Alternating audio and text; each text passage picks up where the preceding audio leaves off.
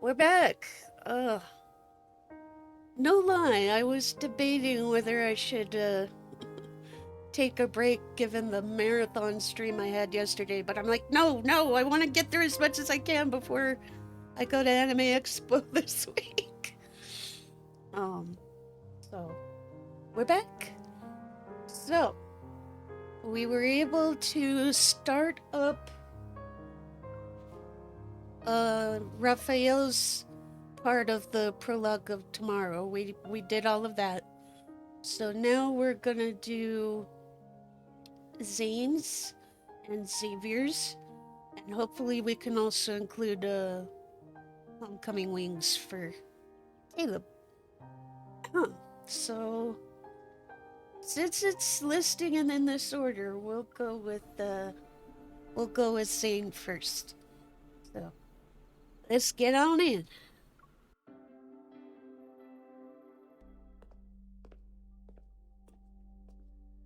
The sound of footsteps reverberates, a hollow echo upon the marble floor. Looking up, Zane once again sees that familiar silhouette of a girl. In the quiet hospital corridor, its walls grayish-blue and dimly lit by incandescent lights. Only the girl stands bright and resolute.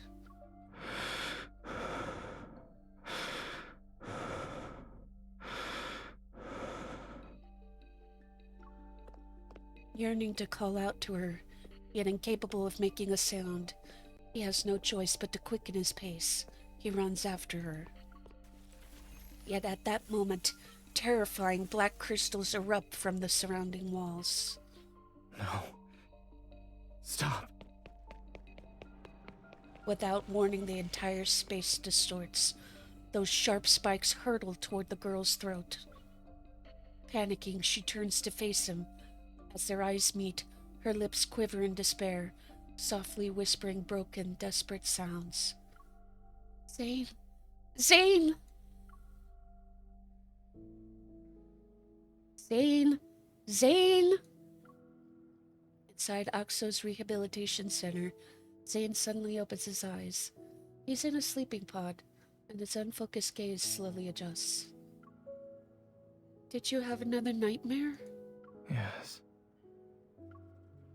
Rubbing his temples, he sits up. In his eyes is a reflection of my concerned expression. Don't worry. Lying down in a large box with eyes staring at me. If I could sleep well with that happening, then you'd actually have something to worry about. Hey, I care about you. And what else am I supposed to do? Someone hasn't gotten a good night's sleep ever since he returned from Mount Eternal. He also keeps using nightmares as an excuse. After returning from Mount Eternal 2 months ago, Zane's health hasn't been good. It's gotten to the point where he can't sleep at all.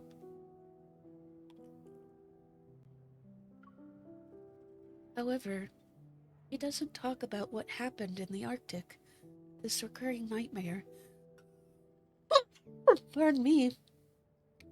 This recurring nightmare is the only thing he willingly shared with me. You still have a business trip next week. At this rate, the doctor might end up collapsing before his patients. Even if I collapse, there will always be another doctor to take over. No matter what. I press my finger against his lips as a warning. No matter how many doctors there are, they're for other people. My doctor is right here in front of me. All right. I'll be careful and stay alive. You better. Don't let my worries be a burden on you. I think you started having nightmares after I gave you that crystal fragment from the N109 zone. Zane takes his coat from the coat rack beside the wall. Together we enter the corridor. They aren't connected, so don't overthink it. It's just a coincidence. Speaking of which, there's been progress with the analysis of that crystal. Is it related to Protocore syndrome? At the moment, I've developed a hypothesis based on the data. I'll share the details with you once there are conclusive results.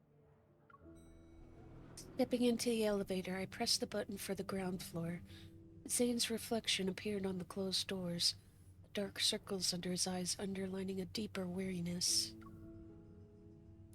Take your time. You should deal with your insomnia first. Since I can't sleep, I might as well be productive with my time. So it's not that doctors can't treat themselves, they don't actually want to be treated. I ordered some milk for you. It'll be delivered to your place and should help you sleep. Also, the hypnotic music. Are you referring to the lullaby playlist? Did you forget how old I am?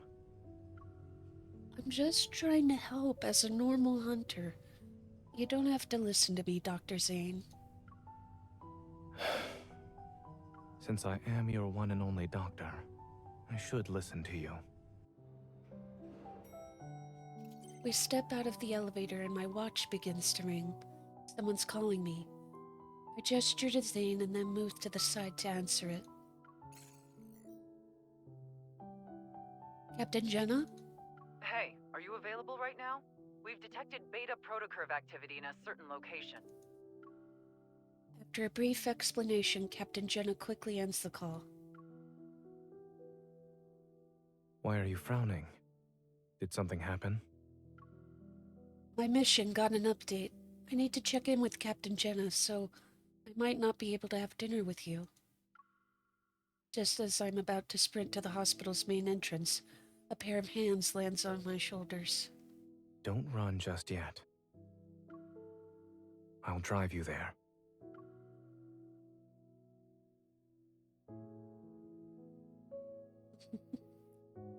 Kuruma.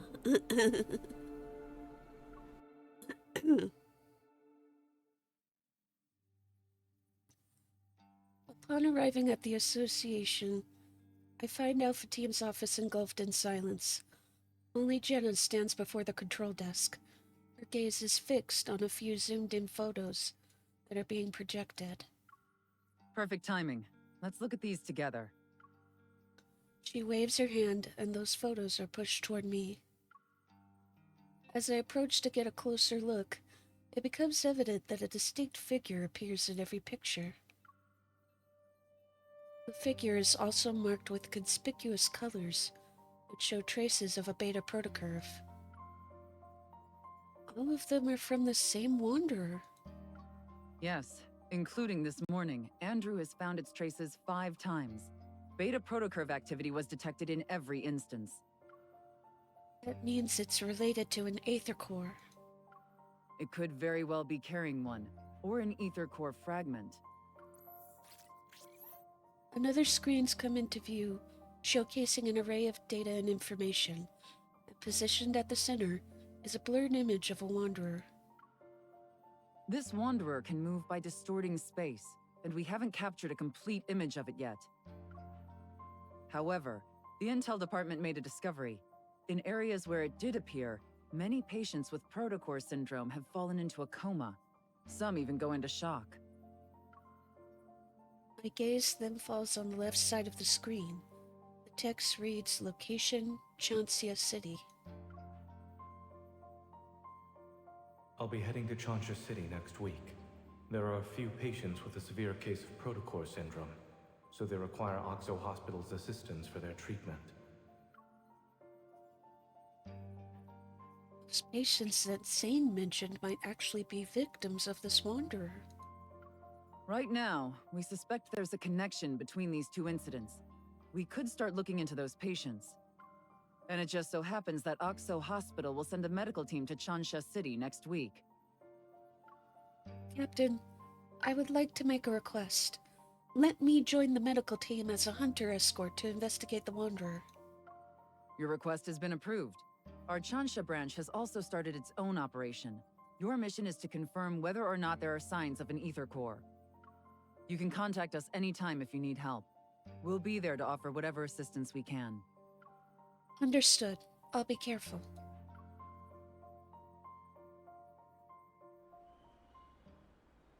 As I leave the association, Zane's figure appears in the distance. He's been patiently waiting by the road. Just as I'm about to walk over, a massive bouquet of white roses suddenly appears and engulfs my vision. Miss, I've heard so much about you. It's an honor to finally meet you in person. And you are? I'm sorry. I almost forgot that this is our first meeting. But you should have already received my business card a few days ago, along with the flowers. The man has a gentle gaze, as if to be friendly. He extends his other hand toward me. I'm Carter, from Xander Sciences. I recall seeing a business card that had mysteriously appeared on my desk not too long ago. It was accompanied by attention-grabbing deliveries as well. Oh, those were from you. Thanks to your efforts in apprehending those protocore merchants, Xander Sciences was able to recover a valuable batch of protocores. Many patients were saved as a result. Naturally, I wanted to express my gratitude. I wonder if you'll do me the honor of having dinner with me, miss? This is a little forward for a meeting for the first time. She already has plans for tonight. Mm-hmm. A hand pushes away the bouquet. Zane then pulls me to his side, and he moves to stand between me and Carter. Upon seeing Zane's face, Carter's expression noticeably darkens. What a coincidence, Zane. It's been such a long time since we last saw each other. Why don't the three of us have dinner together? My treat. My gaze quickly shifts from Carter's smile to Zane's indifferent eyes. I sort of understand what's going on. I'm sorry, Mr. Carter. The association strictly prohibits hunters from accepting dinner invitations for work purposes. Let's go. Just as I'm about to turn around, the bouquet blocks my path again. Miss, I understand there are rules about not having dinner, but the flowers didn't do anything wrong, right? Before I have the opportunity to decline, Zane swiftly takes the white roses. He glances at them, and with a blank expression he gives the roses back to Carter. They're much appreciated. Unfortunately, there's no room for them in my car. Miss Hunter? With Zane holding my arm, I leave. Carter persistently follows us. Actually, I'm here to give you a reminder. The outside world isn't as safe as Lincoln. Be careful when you're traveling. That sounded like a threat. I actually realized that I forgot to take something. Give me just one moment, I'll be right back.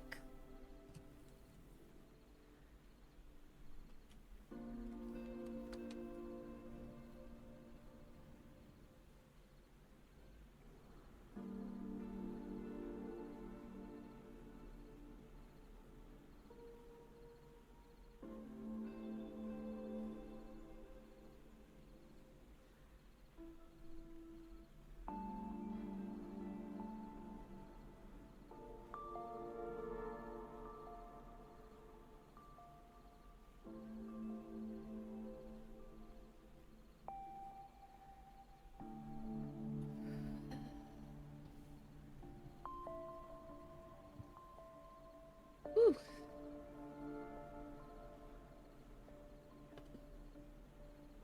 Even though I had taken my pill medicine, I realize I forgot to also take my inhaler. So, let me get that in me real quick.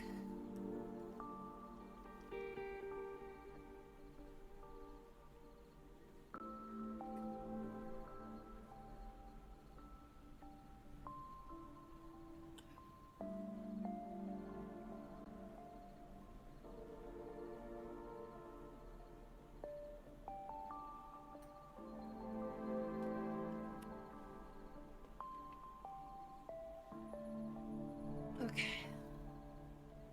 Thank you for bearing with me.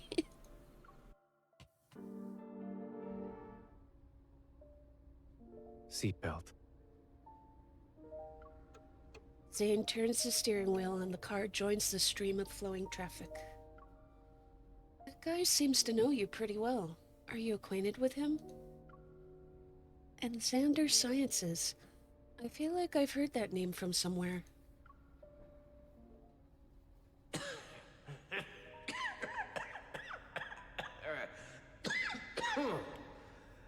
Your colleague praised you, saying there are things only the two of you can do. I'm very curious now.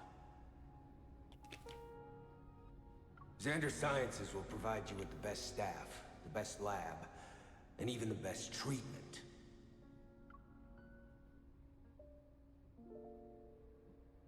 The person Raymond mentioned when we were at his place. That's Carter, right? We studied under the same professor. That's it. The paths we're walking are completely different. You two aren't like-minded from what I can tell. I also feel like he's a little suspicious. It was obvious he didn't show up just to invite me to dinner, and I can see you're very cautious around him. Is there bad blood between you two? You can tell me about it. It's not interesting. Zane has bad blood with someone and he's very wary of him. Isn't that interesting already? The fact that he gave you roses is more than enough to put me on high alert. But when he told you to be careful while traveling, I doubt that was a simple, friendly reminder. Mm-hmm. Just as I'm about to tell Zane about my trip, I think twice. Shake my head and smile. Maybe Carter was annoyed by how we were ignoring him. That's why he tried to scare us. Zane glances at me, a hint of amusement in his eyes. He doesn't say anything else about this topic.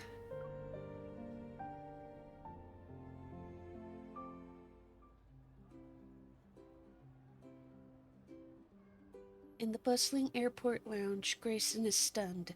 Several seconds pass before he finally blinks. So, you're our hunter escort this time? Pleased with Grayson's reaction, I can't help but imagine what expression Zane will have when he sees me later. I move closer to him and shake my plane ticket at him. What's that expression? Do you feel relieved, or are you even more anxious? Do you want to know the truth?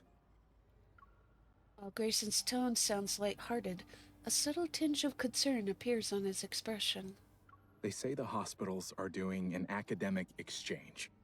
But in reality, we're going there to help them. Why else would they send such a large team? Or even request a hunter escort for that matter? Having Zane fly all the way there, the situation must be pretty bad. Actually, the main problem is with one of the patients. Grayson lowers his voice and leans in closer. His biopsy results show that the crystals in his heart have a certain shape and structure that's different from the ones you'd see with protocore syndrome. Also, when he was admitted to the hospital, he caused a metaflux burst. As if worried I wouldn't believe him, Grayson takes out his phone and shows me a video. My friend who works at Chansha Hospital sent me this. All the flux stabilizers in the ER went down. It was a mess. In the video, the sound of an alarm fills the air, and lights flicker uncontrollably. Despite the shaky and blurred footage, the chaotic nature of the scene is unmistakable. An abnormal heart, a sudden burst of metaflux. A picture begins to form in my mind. Something strangely familiar. Thankfully, no wanderers showed up. But it's strange considering how high the fluctuation index was.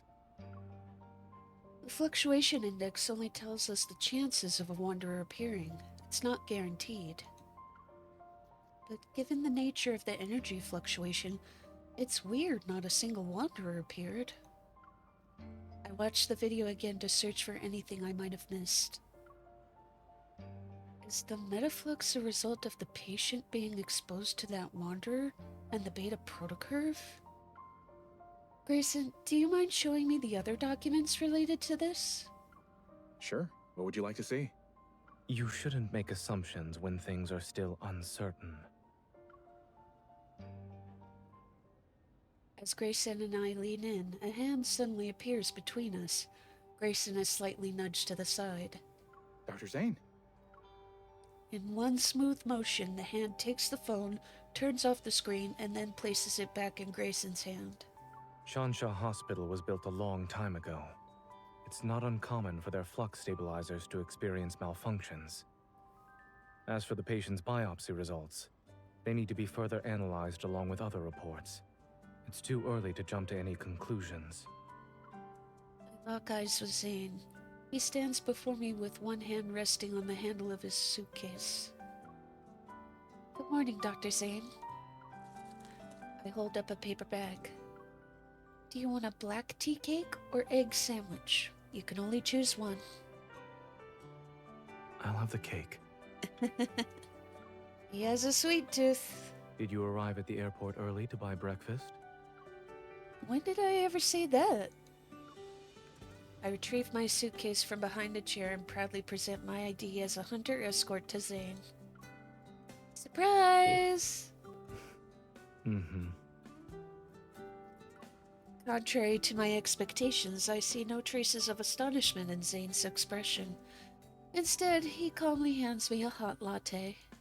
Have you ever thought about who approved and signed your escort application and ID request?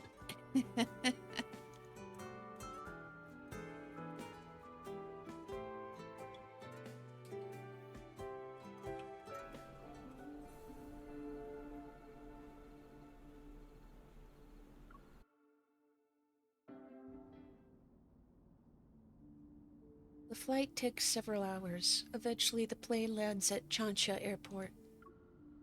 Boarding the shuttle sent by Chansha Hospital, the medical team immediately heads to their destination. The chief of surgery, his hair already starting to gray, exchanges pleasantries with Zane before quickly delving into a discussion about the patient. They're on ECMO. After the open heart surgery, adhesions began to develop. And this morning, we saw the crystals spreading. They're very close to the lungs now. Then we'll have to perform surgery as soon as possible. Zane quickly flips through the patient's medical record while putting marks on the paper. Crystal extraction is already a complex procedure. Those adhesions, we're worried the patient won't be in a stable condition while under anesthesia. This is our only option. We must perform the surgery. Let's reassess the patient's health and proceed once his physical condition allows it.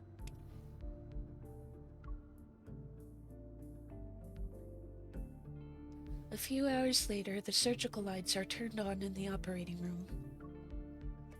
The rhythmic sounds of medical equipment reverberate. Led by Zane, a team of medical staff focuses on the surgery at hand. The observation room is filled with people, and their gazes are fixed on a large screen. On it, a pair of hands uses a scalpel to meticulously remove tiny crystals. Clear the view. After ensuring there's no unusual activity, I make my way back to the glass. Dr. Zane is brave for taking on such a risky case. Captain Willow. We meet again. During my previous visit to Chansha City, we worked together. After exchanging formalities, she shows me the updated data. In a matter of seconds, the record of a wanderer's recent activities appears on my watch's built-in 3D map. It managed to traverse the entire city in 5 minutes. I've never seen a wanderer move that fast before.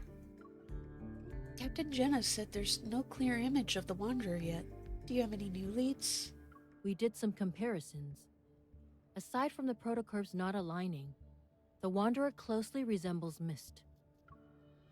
But if you look at all the data, the traits this wanderer exhibits are different from the Mists I've seen. Yeah. I don't know what got into it, and how it managed to hide so well. Perhaps the Aether Core made it mutate or something? Whoa, that doesn't make sense. Friendly discussion erupts next to us. It draws Maya and Willow's attention to the screen.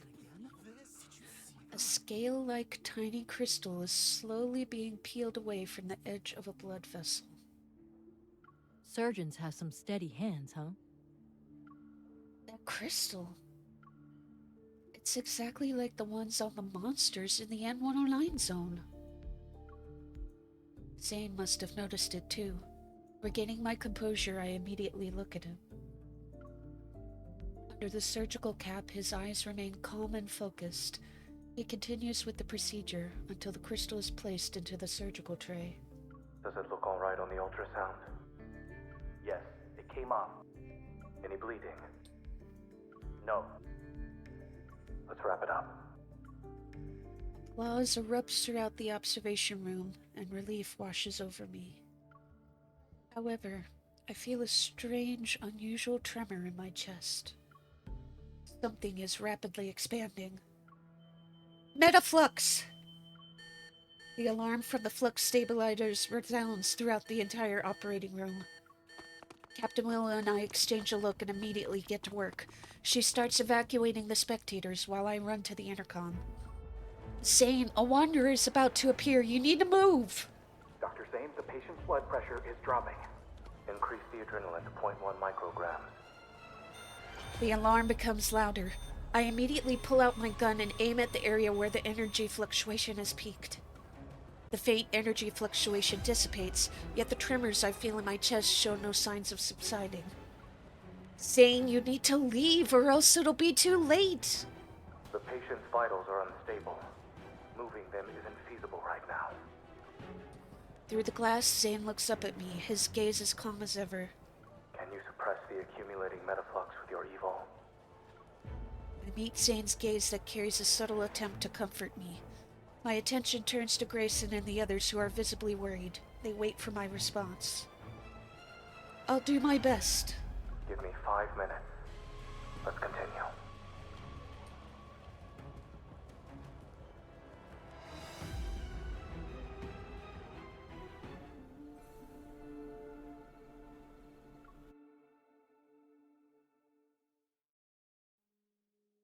Using my evol on the flux stabilizers, I successfully buy the necessary time for Zane to finish suturing.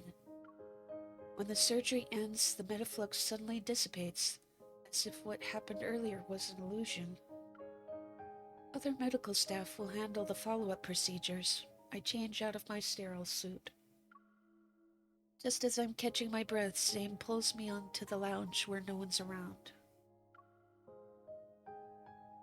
Give me your left hand. I'll do a quick evil examination.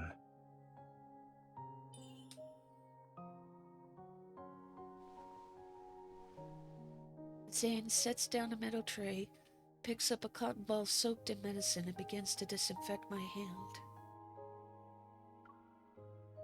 I'm fine. I might have overdone it, but my use of evol is better than before. While that is how you feel, I suggest waiting for the results and listening to what your primary care physician has to say. Also, A cool sensation emanates from the palm of my hand as he holds my fingers. He applies patches to each one. you should be well aware that the metaflux earlier wasn't something an ordinary wanderer could generate. You knew since the beginning. Don't tell me you actually believed I thought you were a hunter escort whose sole purpose is to protect us.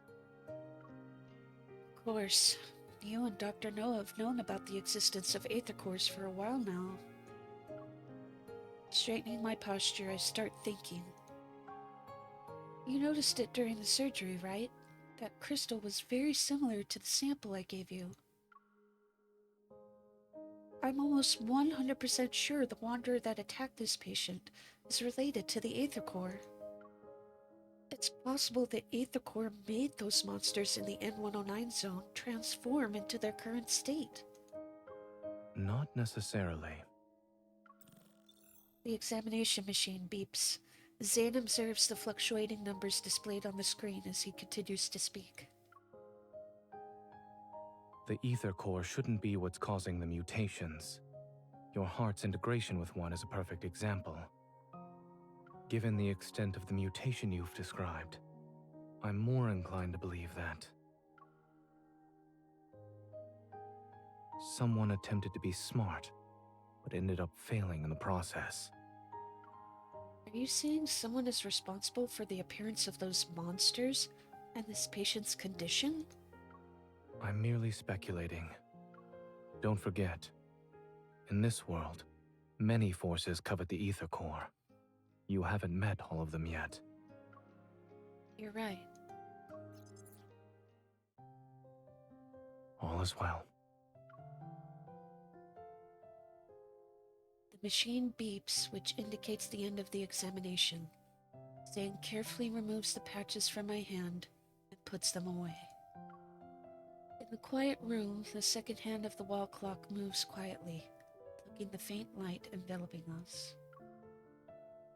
I can't help but yawn. I told you I was fine. If I have to say there's a problem, then I'm feeling a little tired now. Watching a surgery must have been boring. Not at all. It's actually my first time seeing you perform surgery. You look cool. Taking a paper bag from the table, he settles on one side of the couch. He grabs a sandwich and pulls it apart with his clean hands. The hospital cafeteria is closed. We'll have to make do with what's available to us.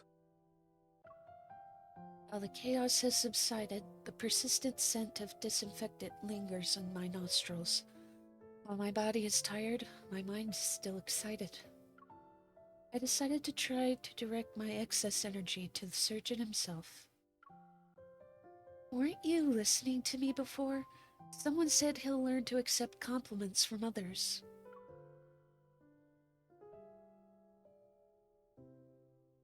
I accept your compliment. The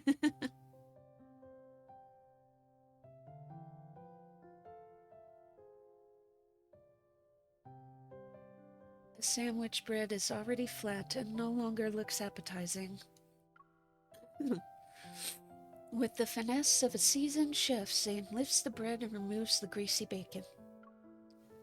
He then proceeds to discard the wilted lettuce, leaving only the ham slices, red cabbage, and shredded pork that have withstood the test of time. Today will be very memorable for me. Not only did I see you perform surgery for the first time, but I also had the privilege of observing a sandwich undergo surgery. I've just removed the parts that experienced excessive nutrient loss and would have impacted digestion. Is nutrition one of the things you research? Is there anything Dr. Zane can't master? I have to admit that when it comes to accepting compliments, I'm not very good in front of you.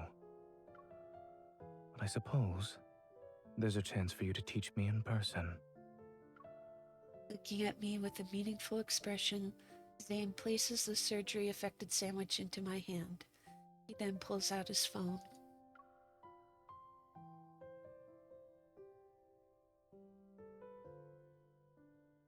Baffled, I lean in and watch as Zane taps on a message notification. He opens up a new medical team group chat, which was created earlier today. Grayson has shared a group photo there, where the medical staff, their smiles tinged with weariness, hold glass vessels that are visibly cracked.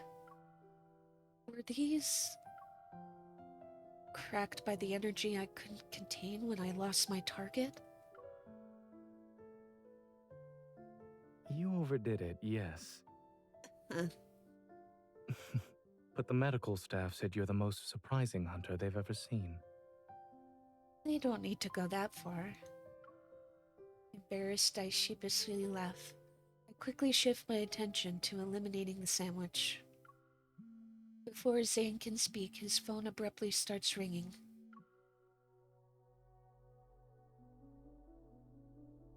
Hello? Upon hearing the voice on the other end, Zane freezes. Surprise appears on his face. The patient woke up?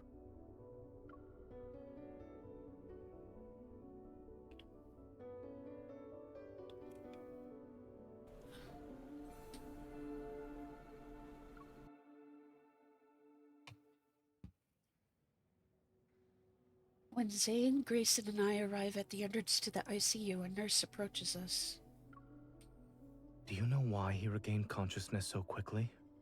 We're not sure. He shouldn't have woken up already. Look at this, Dr. Zane. All his vital signs are improving. Zane and Grayson change into sterile suits and enter the ward. I wait outside. Can you hear me? Do you remember where we are? Look at my finger. I really wasn't expecting him to save the patient when they were at death's door. Mr. Carter? Hello. We meet again, miss. With the sudden appearance of Carter, I cautiously step to the side. However, he greets me with a smile. He raises both of his hands. Don't get the wrong idea. I wasn't following you. This patient happens to be an important client of Xander Sciences. After hearing about the incident, I decided to pay him a visit. You weren't there when he was in critical condition. I don't think he's that important to you. What do you mean? He leans against the wall and casually looks at the glass door. If it weren't for Xander Sciences, his fragile heart would have stopped a long time ago. What we're pursuing is far more stunning and ambitious than these petty solutions. Is that so? Observing my indifferent reaction, Carter furrows his brow. A hint of disappointment appears on his face. Aren't you curious about the kind of work we're doing? I'm not. He shakes his head, and his usual pretentious smile graces his face again. It's okay. You'll be interested someday. After all, only Xander Sciences can provide answers to the questions about your heart. Frowning, I suppress the urge to ask more. I redirect my attention back to the ward. Hey, Dr. Zane wants you inside. Grayson hurriedly walks out and hands me a sterile suit. Excuse me, this is the ICU. For the patient's sake, we kindly request that unrelated individuals leave. Having no intention of paying any more attention to Carter, I change into the sterile suit and enter the room. The man lying down on the bed has his eyes half open. His voice is weak yet infused with tangible excitement. I'm back. I'm back! All his vital signs appear to be normal. However, under normal circumstances, a person wouldn't recover this quickly. As Zane talks, he directs a meaningful look at me. More anomalies may occur. Stay on your toes. Acknowledging his warning, I nod. I move to the bed, introduce myself, and state the purpose of my visit. I then proceed to ask questions. Davis, you said you're back. Where were you? It trapped me. I couldn't get out. It was like a nightmare. I couldn't wake up. I turn on my watch and pull up a picture of Mist. When you say it, do you mean this? Yes. It was that thing. It was inside of me. But it wasn't. Suddenly, the vital signs monitor starts beeping loudly. The man on the bed begins convulsing as if something started choking him. Metaflux! Zane! I quickly pull out my gun and sense a more intense fluctuation. It surges and engulfs the entire room instantly. Grayson, transfer the patient to another room and prepare for resuscitation. Unexpectedly, a rift appears and reveals the shadowy figure of a wanderer. Moving myself to the front of the bed, I point my gun at the wanderer. However, it disappears in the blink of an eye. A second later, it materializes like a phantom in another location. Hey, behind you! Evading its slash, I aim my gun at the center of the fluctuation. However, tremor overwhelms my chest. I barely feel any pain. Only a dense white fog surges before me and obscures my vision. The ward dissipates, as if my surroundings are transforming into another realm. The last thing I see is Zane rushing toward me. Zane! Watch out!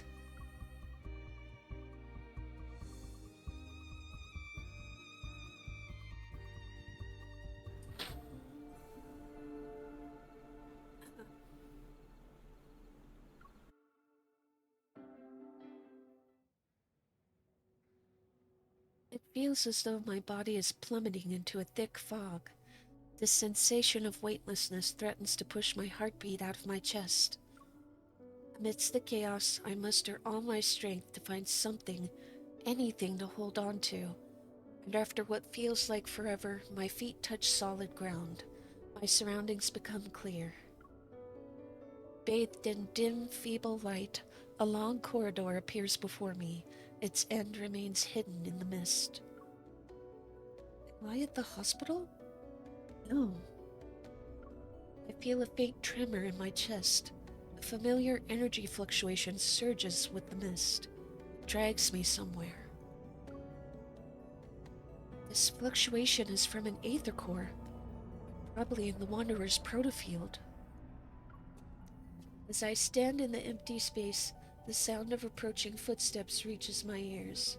Turning around, I notice a dark figure. Zane? An onslaught of sharp ice crystals materializes around me. They're ready to pierce my heart. The ground beneath me disappears, and I find myself falling into a sense of weightlessness again. As I float in this void, blurred lights and sounds rush past me like an avalanche. Within the boundless darkness, it's as if a pair of hands is gently lifting my tired soul. I struggle to open my eyes. After feeling my steady heartbeat for several seconds, I sit up on the bed. You're awake. By the floor-to-ceiling window stands a figure wearing black clothing. He turns around. Behind him are dilapidated buildings and the sunset's tender light. Zane. The figure takes another step, his appearance nearly overlapping with the dark figure I had seen before. I move back. How are you feeling? After hesitating for a moment, I reach out to touch his cheek. I trace his eyebrows and the contours of his face. I recognize the features I know so well. In this silence, he remains motionless. He just looks at me. I'm fine. I think I just had a dream.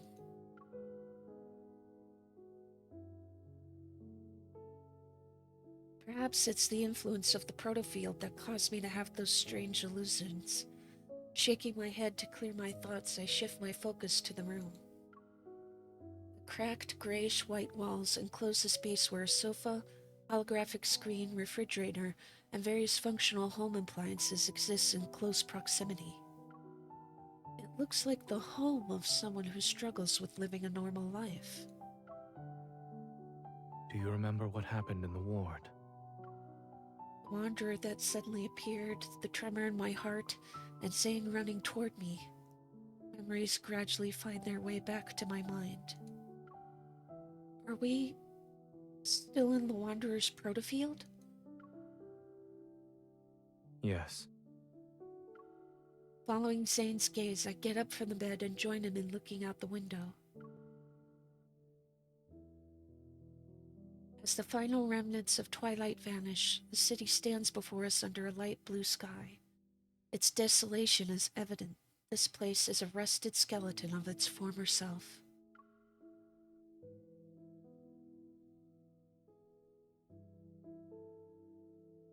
And although it's faint, the energy fluctuations around us are similar to an aether core's. This Wanderer's protocore must possess an aether core's energy. But in my dream, it's as if the chill from those ice crystals still lingers in the air. I grip my arms more tightly. You're awake now. Remember that whatever you dreamt about was only a dream. The blanket is draped over my shoulders. I reach out, but he walks away before I can touch him. Zane opens the refrigerator, revealing a collection of peculiar bottles with mysterious liquids and a jar half filled with chocolate. After opening the jar, he offers a few pieces to me.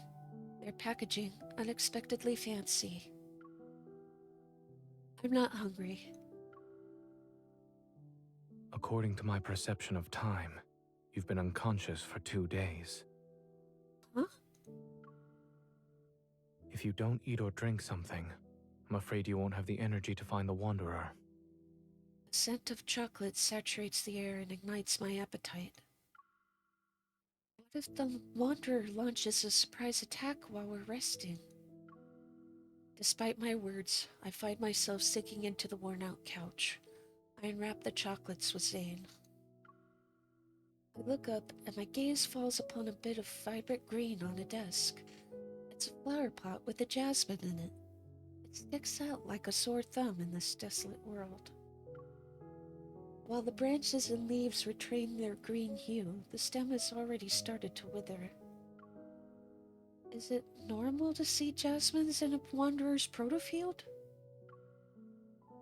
What are you implying?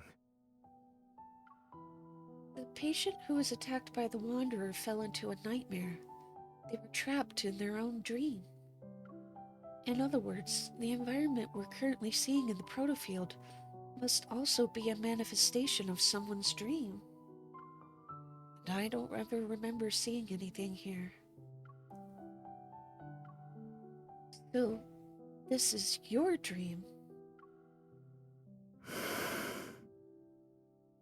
Are there any comments you'd like to make about it? Even in a world as broken as this, chocolate still exists. I expected nothing less from you. Shouldn't you be saying something like, "Thank goodness it's Zane's dream. We can still eat chocolate." Zane, who is wearing nothing but black clothes, appears somewhat strange. Maybe this is how he sees himself in his dreams.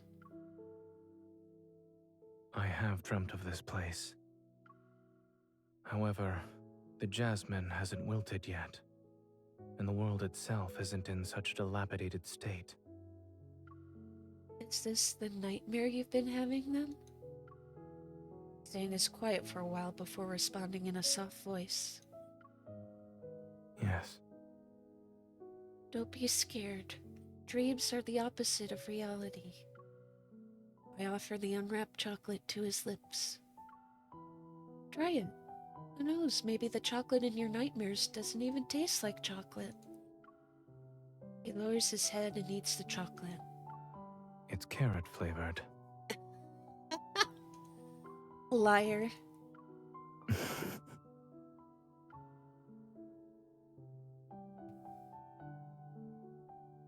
He looks out the window again, where the silhouette of a bird flies across a darkening sky. Since dreams are the opposite of reality, perhaps I'm not a doctor in this one.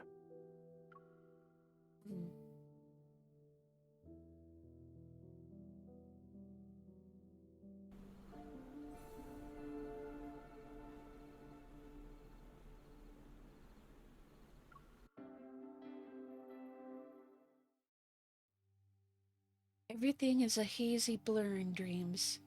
Yet in Zane's dream, the flowers, trees, streets, and shops appear with remarkable clarity. I can't help but wonder how long this dream has haunted him, incessantly replaying itself to the point where every detail is fleshed out. While it resembles my dreamscape, I can tell it's a protofield. Over there. He guides me to the entrance of a narrow alley. The road ahead is covered in thick fog. It's as if we reached the edge of the dream itself. From the fog, a cluster of black crystals has emerged.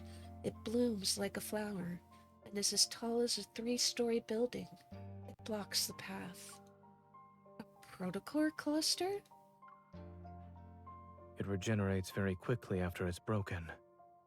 I'd say it's as good as new within a few seconds. Yes, I tried destroying it before you woke up. As I recall my past battles, a hypothesis forms in my mind. I think I know what's going on here. There must be another protocore cluster in this protofield, and they provide energy to each other. We need to destroy both of them to leave this protofield. Eating sweets certainly makes one smarter. Thank you for the compliment. I gesture toward him. Though I'm only slightly smarter than you.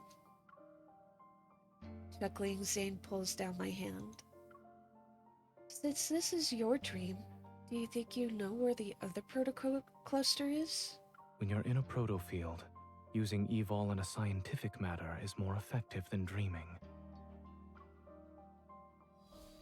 The protofield is practically drenched in erratic energy fluctuations. Yet amidst the entanglement of protocurves, I detect one that stands out. I open my eyes and point in a direction. From what I've sensed, the second protocore cluster should be on the other side of the protofield. Similar energy fluctuations appear from another direction. I look at Zane. Which one would you like to pick?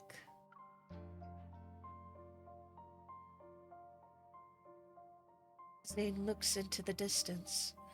I don't know if I imagine it or not, but some sort of emotion stirred in his eyes. The one that's farthest away. The far end of the city is cloaked in black mist, resembling the gaping maw of a beast hidden in the shadows. Nope. I want that one. I understand this is your dream, so you know where the dangers are. But are you going to face them alone again? This is my dream. I can get to my destination faster than you.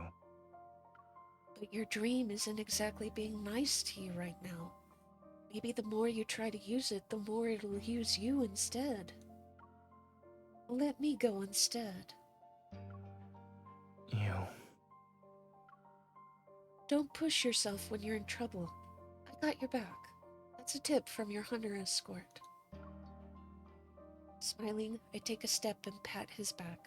Without waiting for Zane to respond, I wave and start walking.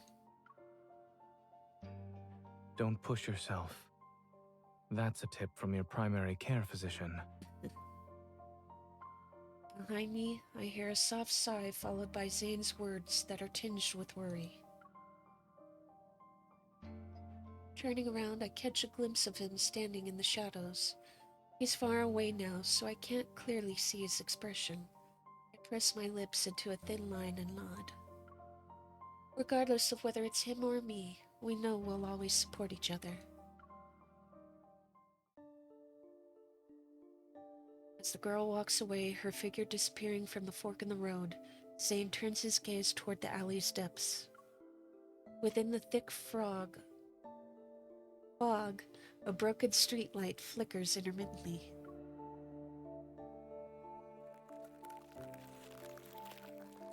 He raises his hand. Parts of the mist detach themselves from the air. Spiraling and condensing, they coalesce into icicles above his palm. Dark impurities silently emerge from within them, but they stop spreading just as they're about to breach the outermost layer of the white crystals. It's as if a looming black hole threatens to consume everything pure and white. Yet a thin, unwavering layer of pristine ice remains, resolute in being the last line of defense.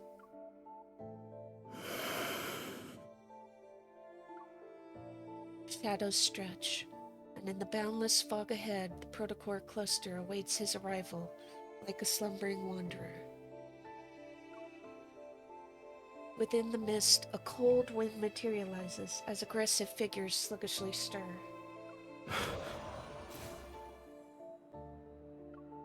The ice crystals in his palms slice the air and seemingly hit nothing, but the protocore cluster shimmers for a fleeting moment. As more wanderers emerge, their roars resound and their figures phase in and out. The ice crystals solidify into sharp blades. Zane delivers his attacks with decisive precision. Blades of ice tear through the darkness, and a pungent scent permeates the air. The ground beneath his feet slowly transforms, It turns soft and slimy like sludge, stubbornly clinging to his legs. Dazed, Zane looks down. Peering through the mist and layers of unclear ice, his gaze falls onto his palm. Zane! Bloody hue taints his hand, and an eerie shadow is cast over his senses. He's momentarily transported back to that bone-chilling nightmare. Zane is shocked. He looks up and knows who's standing before him. The tension is palpable, gripping him. William? It's too late. Please. In the howling, icy wind, Zane hears his heavy breaths. Once again, he's returned to the endless snow-covered expanse of Mount Eternal. Bloody tears stream down from William's empty eye sockets. Then an array of faces emerges from the cluster's projection. Aren't you going to celebrate my birthday with me? Why did you kill me? Aren't you a doctor? You should have saved me! Why didn't you save me and my child? Zane, please. Kill me. He's suffocating. He's trapped. His head is spinning. Zane notices his fingers are trembling uncontrollably. He staggers back only to trip over something again. It's just an illusion. It's not real. It's not. More and more hands stretch out toward him. They're frozen. The space around him shatters and distorts into mirrors. They reflect his bloodshot eyes. They reflect his hands that are clenched so tightly the veins bulge. A black icicle suddenly pierces through the mirrors and shatters part of the protocore cluster. The protocore cluster doesn't regenerate. It resembles a cliff teetering on the edge, ready to collapse on itself. She made it. As the mirror shards dissolve into black mist, the cold light intensifies and casts an ethereal glow. Determined, Zane thrusts the ice blade toward the human figure. Zane! The ice blade stops as Zane's pupils contract. It's her. But she can't possibly be here. They're your patients. How could you? Am I next? You'll kill me, right? No. You're not Zane. Who are you? It's a face he knows so well in this unspeakable nightmare. Her expression is filled with disbelief and pain. Yes, it's her. Zane, kill me. Black ice flowers bloom from her chest, their petals unfurling. She's as light as a piece of paper separated from life's weight, yet she falls almost with a thud in his stiff embrace. Buzzing engulfs Zane's ears as he's once again pulled into the depths of a never-ending nightmare. While he knows it's an illusion, he can't break free. At that moment, the cracked protocore cluster pulsates with a blood-red light. The air trembles around it. The massive shadow before him breaks along with the protocore cluster. The illusion in his arm changes again, but he doesn't look up. He only clenches his fist. It's time to end this. Cold gleam flickers, and pure black ice crystals surge beneath him. They freeze every figure that lurks within the shadows. The darkness is suppressed, and his surroundings change. It's foggy. A blurry figure gradually emerges from the cracks in this space. Zane conjures black ice and takes aim. However, his body becomes immobile, as if he's frozen in place. You shouldn't throw yourself into danger just for her. Who? His entire body becomes encased in ice. Black crystals pierce his chest and spread to his fingers. The intense pain leaves Zane Zane's back drenched in sweat. He's unable to control his body as he collapses. His heart races in fear as he hears that cold voice. Seek your destiny. Only then can you be redeemed.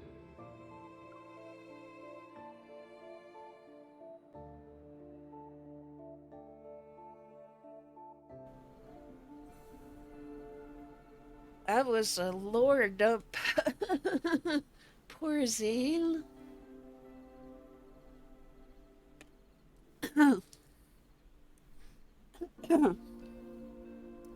If you read some of the side stories for Zane, there's one that talks about his Dawnbreaker timeline, which is the one he's having nightmares about. And so the assumption is that Dawnbreaker is a serial killer, but if I'm remembering correctly, he's killing people that are about to turn into monsters from Protocore syndrome. So he doesn't deny the allegation, but he's really giving mercy killings.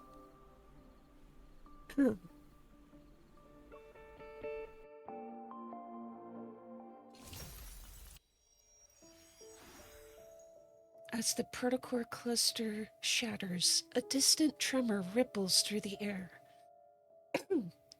The space around me transforms into mist and moonlight shines down.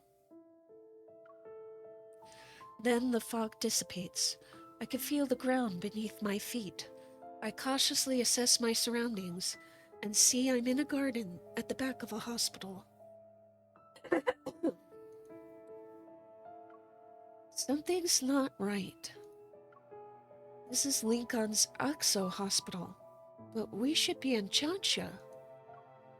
My heartbeat quickens, and a sense of foreboding washes over me. Holding my gun, I push open the door that leads to the hospital. Behind the door, a white mist emerges. When it cleared, I noticed I was back at Zane's place. By the couch, someone was lying on the floor with their back to me. Zane! Be careful. We haven't escaped this dream. There are 2 layers, and the Wanderer is still here. I rush over to Zane and help him up. He weakly presses his hand against his left shoulder. His expression alone shows how much he's in pain. The ice! Zane clenches his left hand and moves away from my hand. The ice. It's dangerous. Don't touch.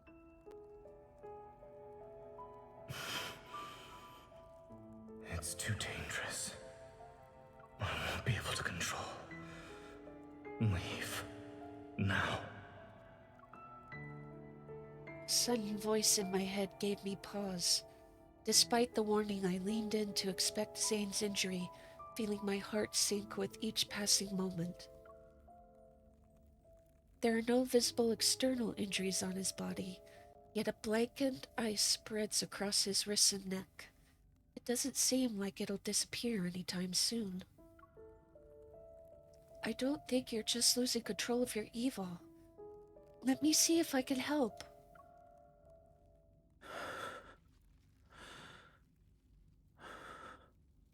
Don't worry. I'm fine. It was just... It doesn't look like you're fine. Hurts to melt since my method's working. Don't waste your time on me. We can still go after her. Focus on taking care of yourself first. From now on, you listen to me. It doesn't matter if it's related to health or combat. There's no use resisting. If I were you, I'd just follow along. I'll help you suppress your evil first. My left shoulder. A little lower.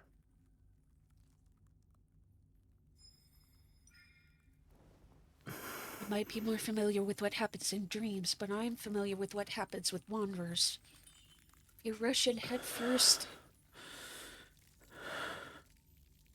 I would hope so. I know how this nightmare ends. Wanderers aren't the only threat here. When push comes to shove, leaving me behind might be for the best.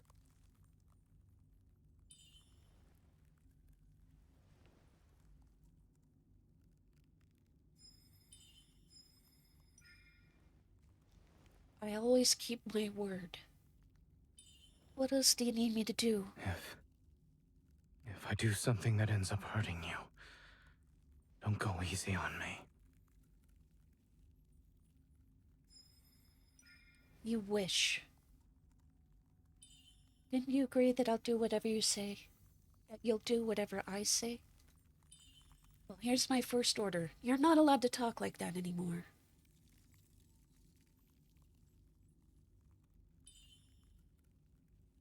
Wait, this is...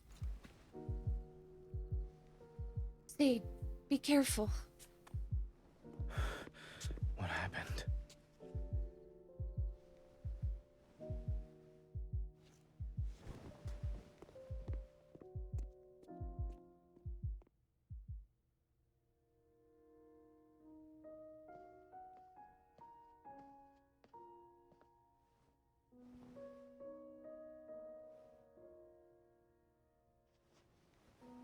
Letting you step into this nightmare, perhaps, was another mistake.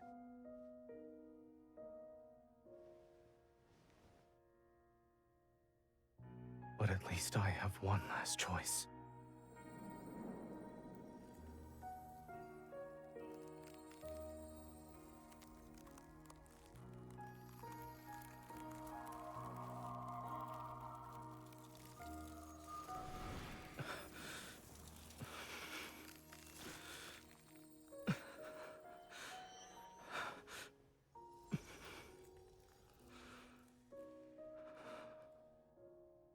You took it back.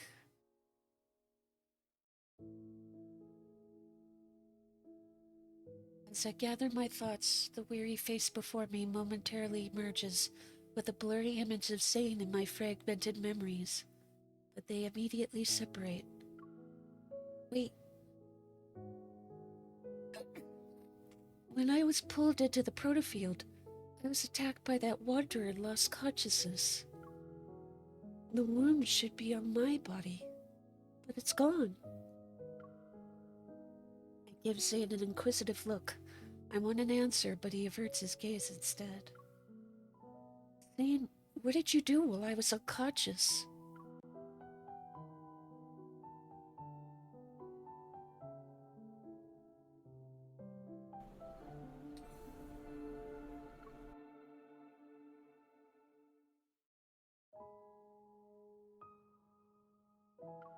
Is this why you're losing control of your evil?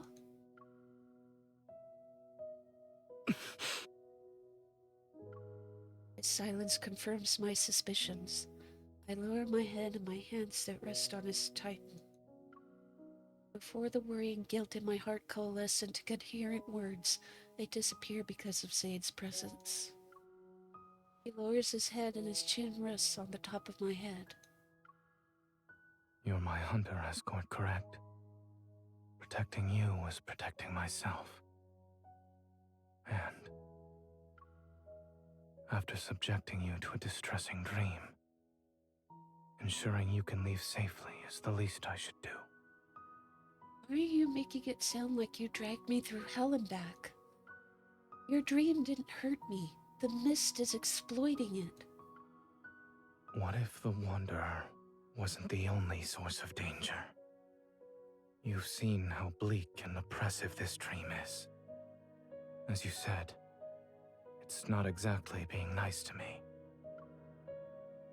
Perhaps the dream itself is the real threat here. Zane talks slower, enunciating each word with a gentle tone. It's as if he's trying to calm his simmering inner turmoil. I realized something. After we entered the protofield that's based on Zane's dream, been acting more hesitant. Could it be... Zane, this nightmare is more than just a dream to you, right? I sense his hand subtly move, a testament to its master's emotions that are always restrained. A dream remains a dream so long as you wake up from it. But when that day comes, I can't wake up. Are you worried you'll be trapped in your dreams? Or that your dreams will encroach on reality? If that day ever comes, even if the world falls into chaos and everything turns upside down, I'll never forget who I am, and I won't forget who you are. By then, I'll find you in your dreams, the real you. The resonance's light quietly froze from my fingers as I make a not-so-solemn promise in a calm voice. Zane's breath hitches as if it's suspended in the air for a while. Then he exhales, his breath carrying the weight of unspoken sentiments. If all else fails, I'll bury you in the body of a snowman. You'll be a super big snowman. What? I close my eyes and banish the myriad of questions and worries from my mind. If you can't deal with it by yourself, then we'll face it together. I'm the best there is, so I'm sure I can lend a hand. I see your problem-solving skills are more on the straightforward, brutal side. Should we consider this a side effect of you becoming stronger?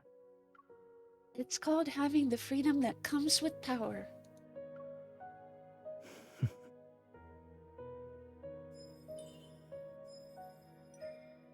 All the black ice has disappeared. How are you feeling? Does it still hurt? I look up and meet Zane's gaze. It seems he's been observing me for a while. It doesn't hurt anymore. Don't?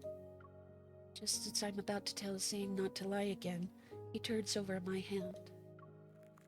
A sliver of glimmering icy light appears in my palm. He takes back his hand, and two chubby little ice seals tumble into my hand. You get two. As an escort, you are very professional while on the job. This is your reward, since I have nothing else to give you. Aww. Do you trust me now? Hmm? From where I am, light and shadows dance upon his features. They accentuate the mirth in his eyes. You keep telling me not to push myself, but you also need to stop disregarding your safety. He nods. I clench my hand and reach out to him. I help him stand on his feet as I get up. You said this dream has 2 layers. Are we in the outer one because we broke the inner layer? Zane doesn't refute my statement. He turns around and walks ahead to open the door. We step out to be greeted by the night breeze. We retrace our steps through the corridor and return to the hospital garden, which feels familiar, yet strange.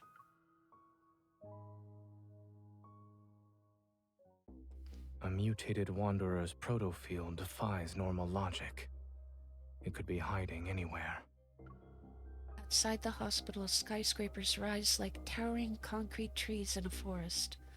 Meanwhile, the rest of the city stands in eerie silence.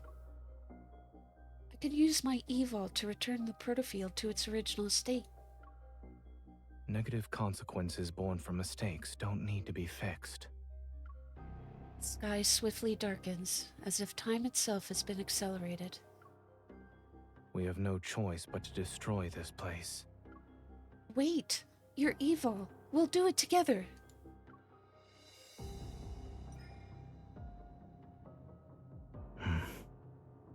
Are you ready?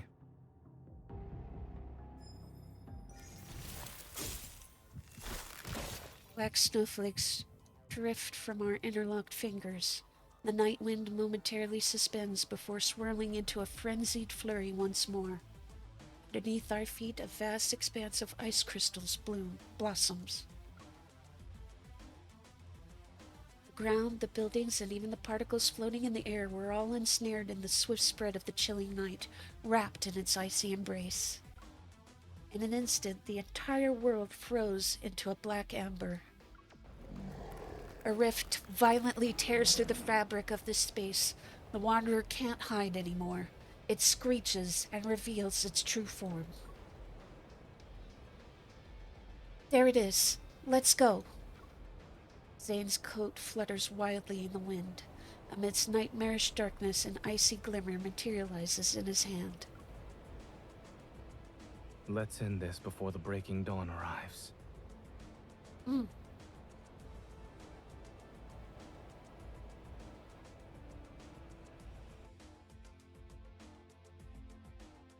Time to kick this thing's butt!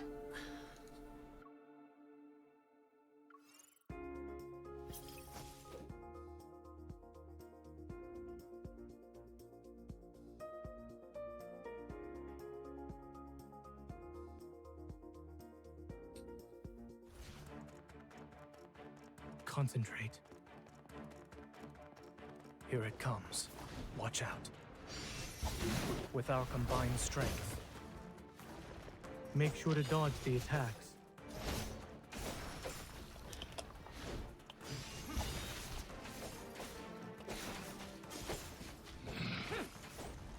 Keep your distance, or else you'll get hurt. Keep your tempo.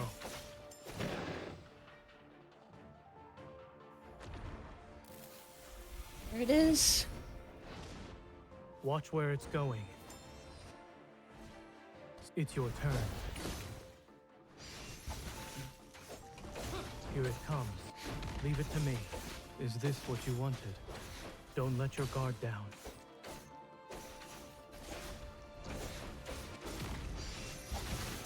Keep your distance from it.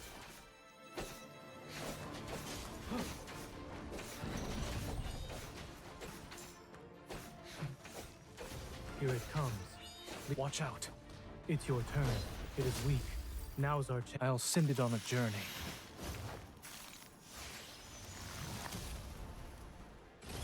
Keep your distance. There we or else go. you'll get hurt. Struggling is futile.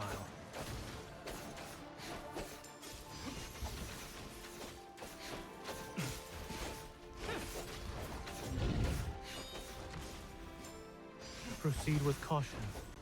Stay where I can see you.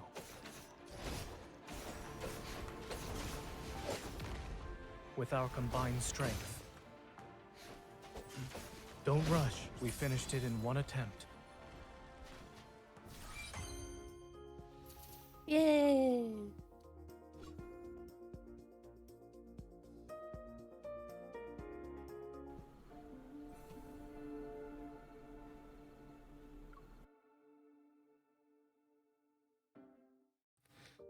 Once the final blow is dealt to the Wanderer, an intense tremor surges from the depths of my heart. But the resonance is unmistakable this time. It's akin to gentle waves brimming with power. A light, warm glow gently descends into my palm. Is this Chansha Hospital? The breaking dawn's light streams in through the window.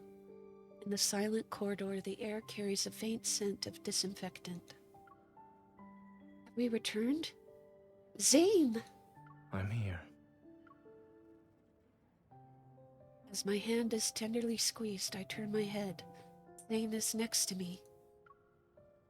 Wait, I need to double check. Are we still in the protofield? Or are we in reality? Turn around first.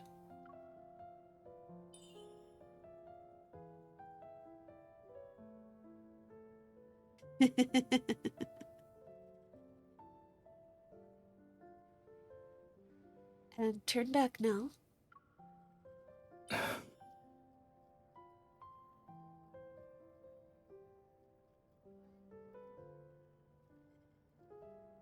Though his expression has a bit of helplessness, Zane still complies.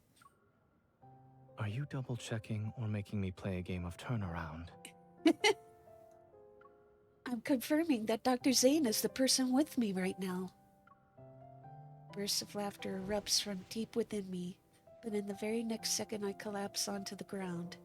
His arms immediately extend to steady me. Are you alright? I'm fine. I reach out but stop once I realize I'm holding something. I open my hand and see a protocore fragment. It emits a faint green glow. Fragment of the Aether Core. At least our effort wasn't for nothing. You're back. Dr. Zane. Captain Willow and the others rush over from the opposite end of the corridor. Their expressions reflect a mixture of relief, joy, and concern. Are you two okay? You're not hurt, are you? It's been 3 whole days since you were trapped in that Wanderer's proto field. Everyone's been worried sick. From Captain Willow, I learned that exactly 3 days had passed since we entered the particular proto field. Patient has been relocated to a secure ward and is now out of danger following resuscitation. During this time, the entire hospital was being protected by Chansha City's hunters, who carried out a thorough investigation. By the way, we discovered a strange device while investigating the ICU. Speaking in a quieter tone, she gives me a sealed, transparent bag. We found it hidden inside a flux stabilizer that was sitting in a corner. Almost went unnoticed. Ever since that incident happened in the ER, the hospital's flux stabilizers have been examined or replaced. So only recently did someone tamper with one of them. I take the sealed bag and show a grateful smile. I'll ask the association to conduct an investigation.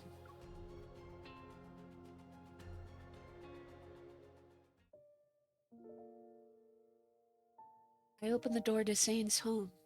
It's quiet. Zane? I tiptoe into the living room. Zane is peacefully sleeping on the couch. The curtains gently flutter in the warm breeze. Light and shadows glide from his nose to his chin. Is he sleeping, or...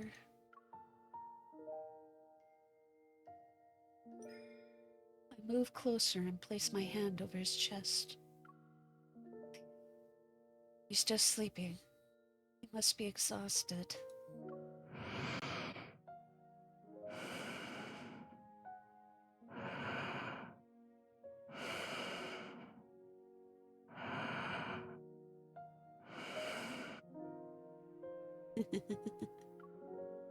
Approaching Zane, I kneel down to be at eye level with him. I carefully cover him with a blanket that was draped on the couch. The tension on Zane's furrowed brow dissipates.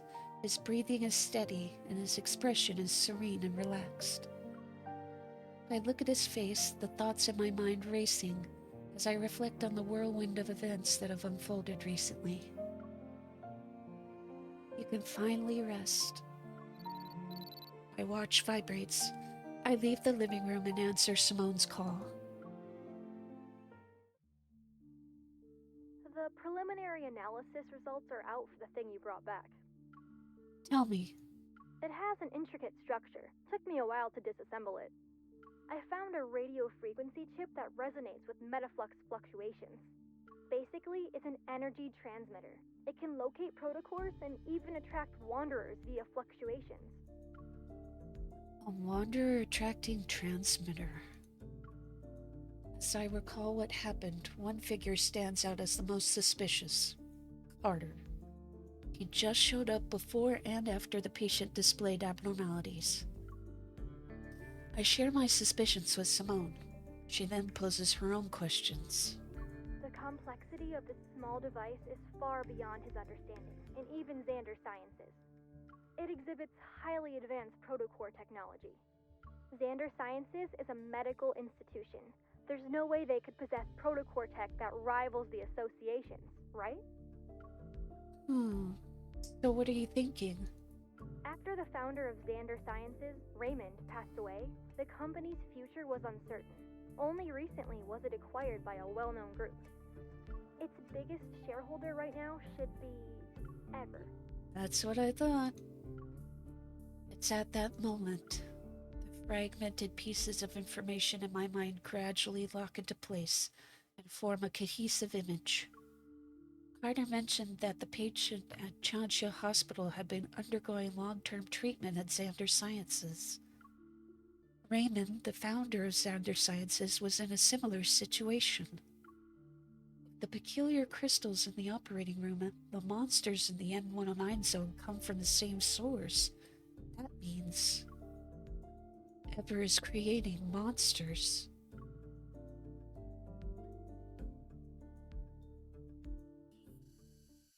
Once again, Zane finds himself chasing after that familiar figure. Under radiant sunlight, cicadas chirp in the background, while the pristine azure sky stretches as far as the eye can see. The sun sits on the edge of the city's high-rise buildings. The girl turns to him. She smiles. At least he caught up to her. Finally. He holds out his hand to the girl, and she firmly grasps it.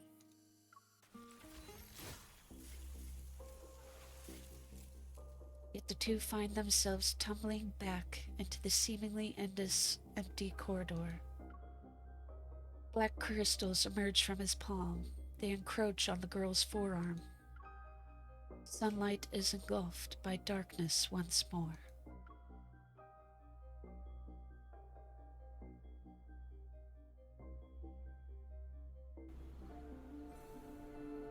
Poor Zane.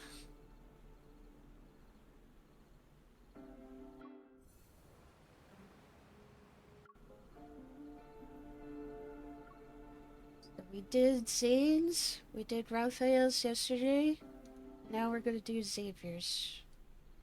It's similar amount, right?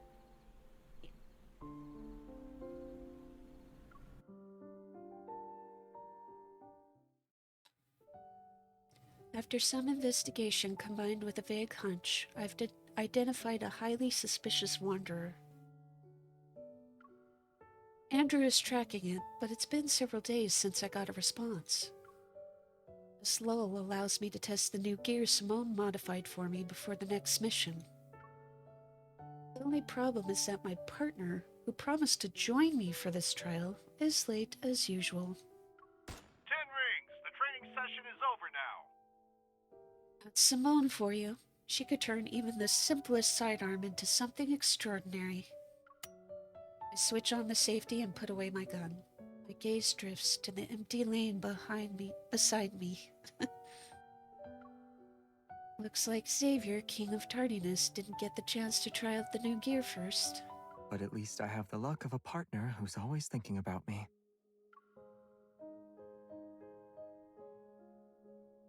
The door to the shooting range opened without me noticing. Xavier leans against the doorframe and smiles.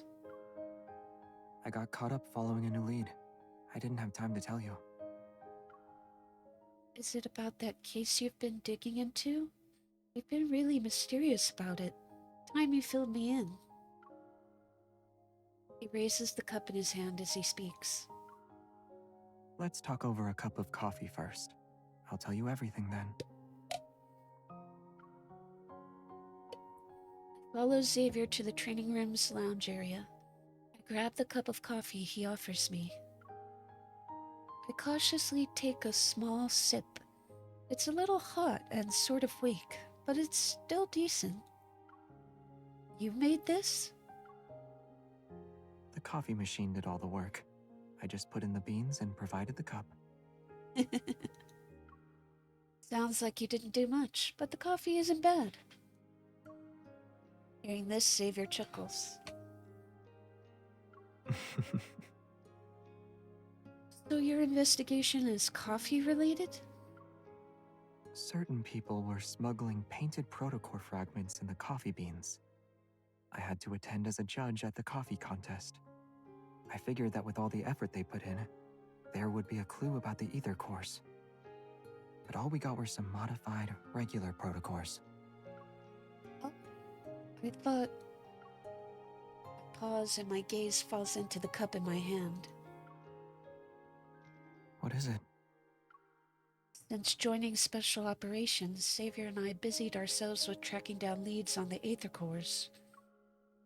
But I always had a feeling that he was carrying out this secret mission even long before he joined. I also think it's connected to Xavier's other secrets, but this isn't the right time to delve into them. I hold myself back from saying I thought you'd know something related to the Aether Core's whereabouts. I thought you had more solid leads than Simone and I. Oh, I figured you'd ask something more probing. How so? As if reading my mind, Xavier gives me a chance to steer the direction of this conversation. When Xavier lowers his head in response to my question, it almost seems like he's slightly upset. Isn't there anything you genuinely want to ask? Despite everything we've been through so far, I've never really pressed Xavier about his connection to the Aether Cores. In that case... Hold on a sec, I realized I didn't do something.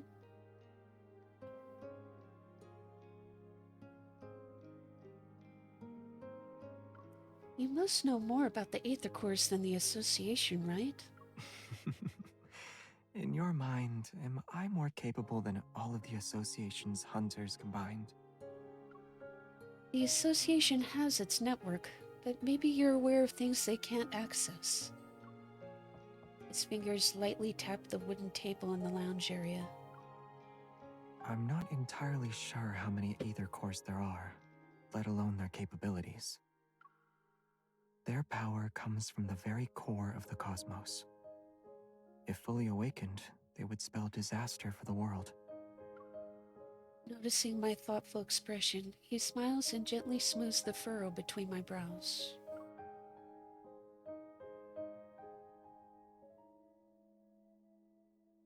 I know, you aren't satisfied with my answer. But there are some truths you have to see and decide for yourself.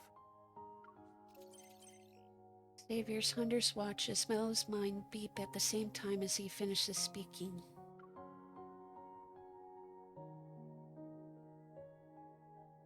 The wanderer you identified earlier, the one associated with the beta protocurve energy, is confirmed to be related to the Aether Cores.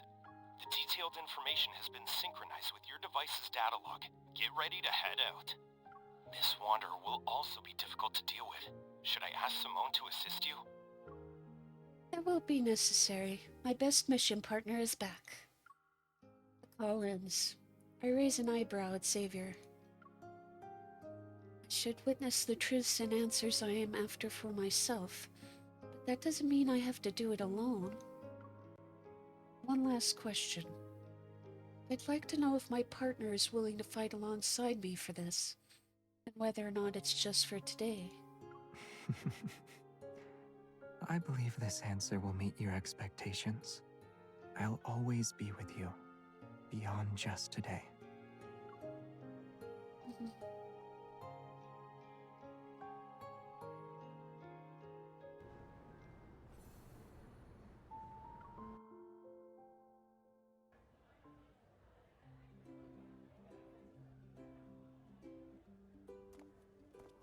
Mission, Prestara Uni. Status in progress. Task details. Lately, several students at Prestara University have disappeared after being attacked by the same wanderer, only to mysteriously reappear on campus a few days later. Although these students return unscathed, they have no memory of what happened while they were missing. Objective: find out the reasons behind these disappearances and eliminate the wanderer on campus. And reaches over, turns off the interface of my hunter's watch, and adjusts my cuff before falling away. If you keep staring at it, everyone will soon figure out we're hunters. I lower my arm and glance at Xavier, who's walking next to me. You're right. Xavier, my astronomy buddy. The warm autumn sun peeks out from behind leaves. It casts dappled light onto the corner of his mouth. That sounds a little staged.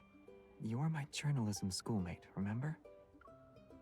3 days ago, the wanderer that Andrew used the tracked using the beta protocurve showed up at Prestara University. Considering the recent student disappearances at the university, the association has assigned us the mission to eliminate this wanderer. To prevent any unnecessary panic, Xavier and I are pretending to be students. With the university's help, we'll be conducting interviews with the attacked students under the guise of a campus TV station. You're walking too fast.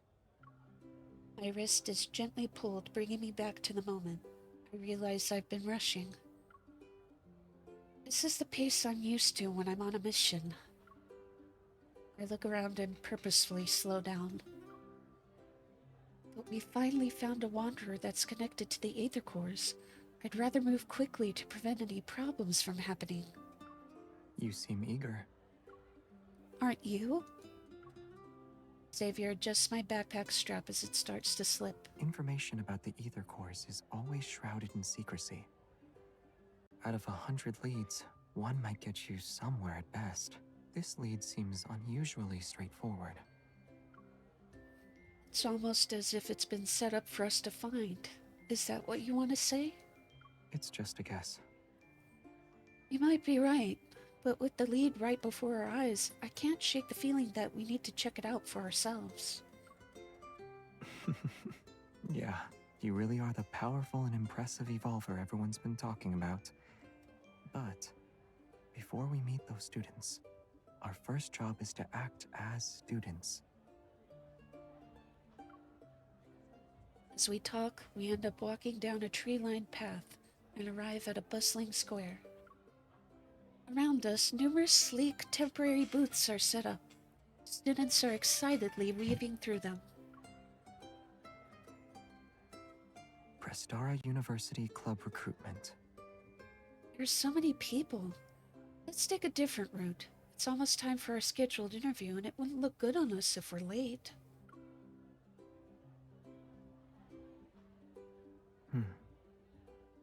Yeah, it'll take a while. But how about we use this opportunity to relive our student days for a bit? How are we going to do that? Xavier stares at me, then he fixes my hair and takes off his non-prescription glasses.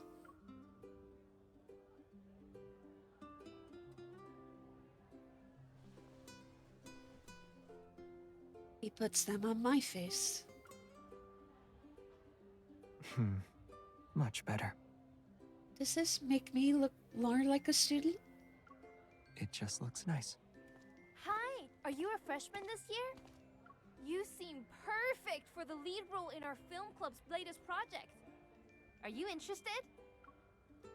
While the club limmer looks down to find the registration form, a corner of Xavier's mouth slightly curls up. What did I say? He put on the charm. I feel like Xavier was throwing his teammate under the bus, but this trick surprisingly works. By the time we arrive at our scheduled interview spot, I'm completely in student mode. Hello. I'm the student council's vice president. So, I was told you guys were hunters. The tall, lanky boy gives a slightly uneasy smile, his head sinking lower as he speaks. The students who disappeared earlier are waiting in the classroom. They only know it's for a campus TV interview. Sorry, could you repeat what you just said? I mean, just keep the questions simple and try not to scare anyone. After all, they've all had encounters with the Wanderer. Let's make sure we don't add to their trauma. Understood. We'll be careful.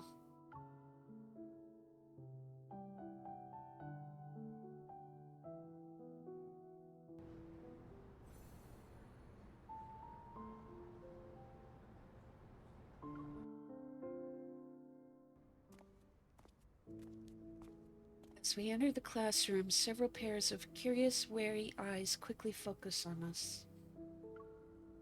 I clear my throat and offer a genuinely friendly smile. Hi, I'm a broadcast journalism major and a member of the campus television station.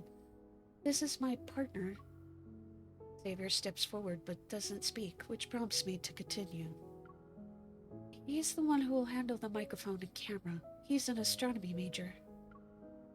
Our simple introduction doesn't achieve the effect we wanted. Perhaps the Wanderer did give them quite a scare. They scrutinize us warily, but no one responds. Hi, A bag full of drinks appears from behind the door. The person holding it hesitates, struggling to gesture a couple of times. I take the bag. The vice president shyly smiles, then silently moves to sit by the classroom's back door. He's definitely an introvert. Cooperating with us on the university's behalf must be tough for him. When I distribute the drinks with Xavier, the classroom's tense atmosphere begins to soften. As I try to come up with an appropriate icebreaker, Xavier nudges my elbow. Oh, right. Didn't we meet up downstairs this morning? Huh? Confused, so I manage only a grunt in response. I think I forgot to check in for my morning class. You're an astronomy major! Aren't you taking Dr. Ulysses' course? It takes me a moment to realize that Xavier's somber tone doesn't match his hopeful eyes. As I move the chair, I lean in close to Xavier's ear. Did you do your research ahead of time? I just threw out a question and didn't expect it to go anywhere. Straightening his posture, Xavier smiles and looks at the student who responds to his question earlier. Yeah, his classes are really tough. The student relaxes as the conversation begins to flow more naturally. I knew it. When it comes to the strictest professor at Prestara University, no one can beat Dr. Ulysses. But it's not that bad. While he's strict in class, he's pretty chill on the basketball court when classes are over. Actually, I missed one of Dr. Ulysses' meetings because of that Wanderer incident. Thanks for reminding me. I need to catch up with him later. You're welcome.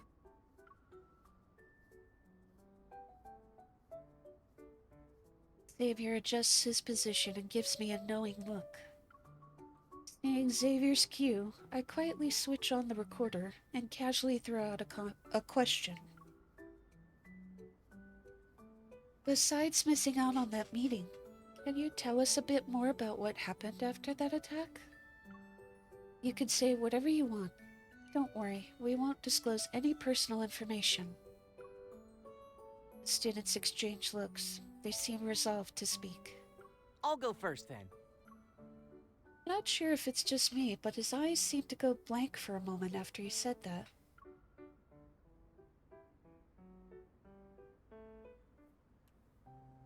This is what we call a white hole, a theoretical region of space-time. If we reverse What are you all the doing? symbols in the equation representing the We're geometry not actually of here for the space-time, lecture, but and we in this might as very well look the space, part. Objects are no longer unable I to slide the escape open from textbook to the center or of the rather, desk, line up they my can notebook and only pens, and place a water bottle to the side. Your desk is so neat, it's only a matter of time before the professor notices. According to a student's account, the incident occurred outside the classroom. He was heading to a meeting with the professor. I decided to talk to this professor to see if we could gather any new clues. So I dragged Xavier with me the next day and we snuck into his class. Yeah, it's a perfect disguise. The way you quickly claimed a seat in the back was nice and clean, too. The back row is the VVVIP section. It has a great view and ambience, perfect for relaxing, entertainment, and even... Spotting two students in the back row secretly holding hands under their desk, I casually changed the subject. Where did you prefer to sit when you were in school?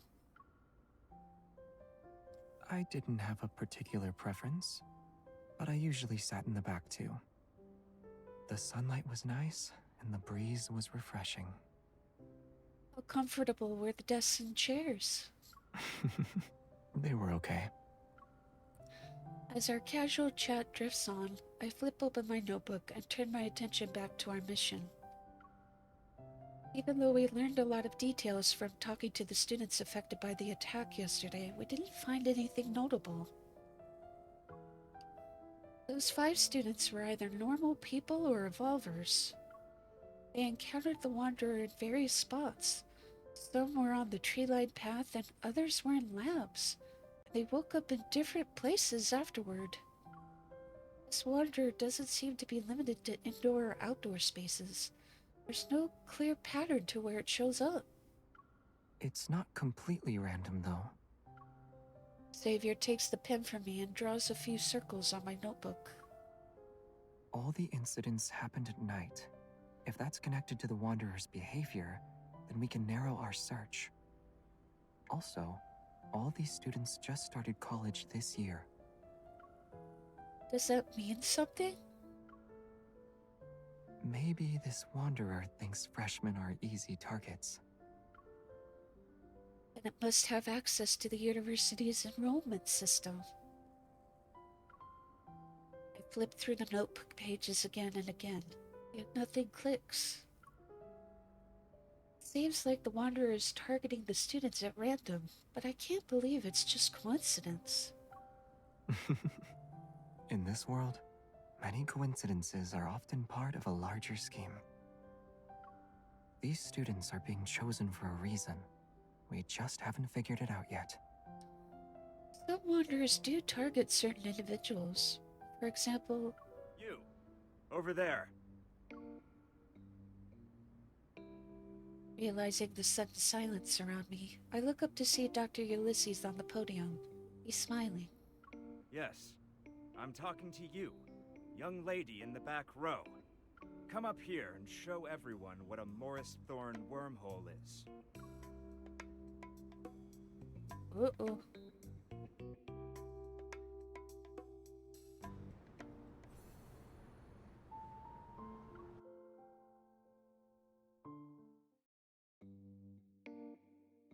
I never thought I'd get caught talking in class. For a moment I'm stunned and don't know how to respond. No? Then let's have your friend try. Come along now.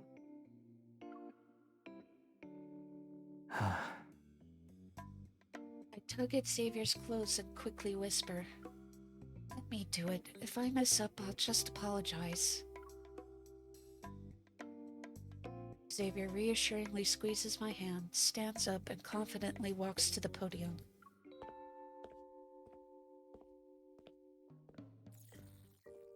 The classroom lights dim, and a holographic projection appears from his fingers. It forms the image of the universe.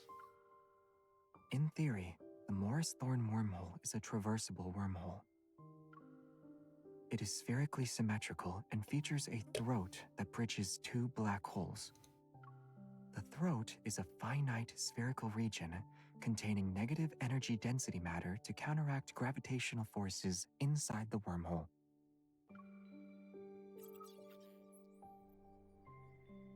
As Xavier speaks in a measured tone, the stars shift under his touch to gradually form a wormhole model. The lights from distant planets flicker before us, and his silhouette seemingly stretches across light years. For a moment I wonder, was Xavier like this back at college? Correct. The negative energy's repulsive gravitational properties keep the wormhole's throat open, allowing matter or signals to pass through. Time travel becomes possible with this model. For example, the deep space tunnel above us might very well be a giant wormhole. The mysterious deep space signals could then make their way to our distant Earth. Perhaps certain materials, or even other forms of life, can find us through these cosmic channels. What are you thinking about? I snap back to reality. Xavier has crossed the starry expanse and now stands before me. He's within arm's reach once more. I'm curious, were you really an astronomy graduate? Who knows? I have too many diplomas at home. I need to check first.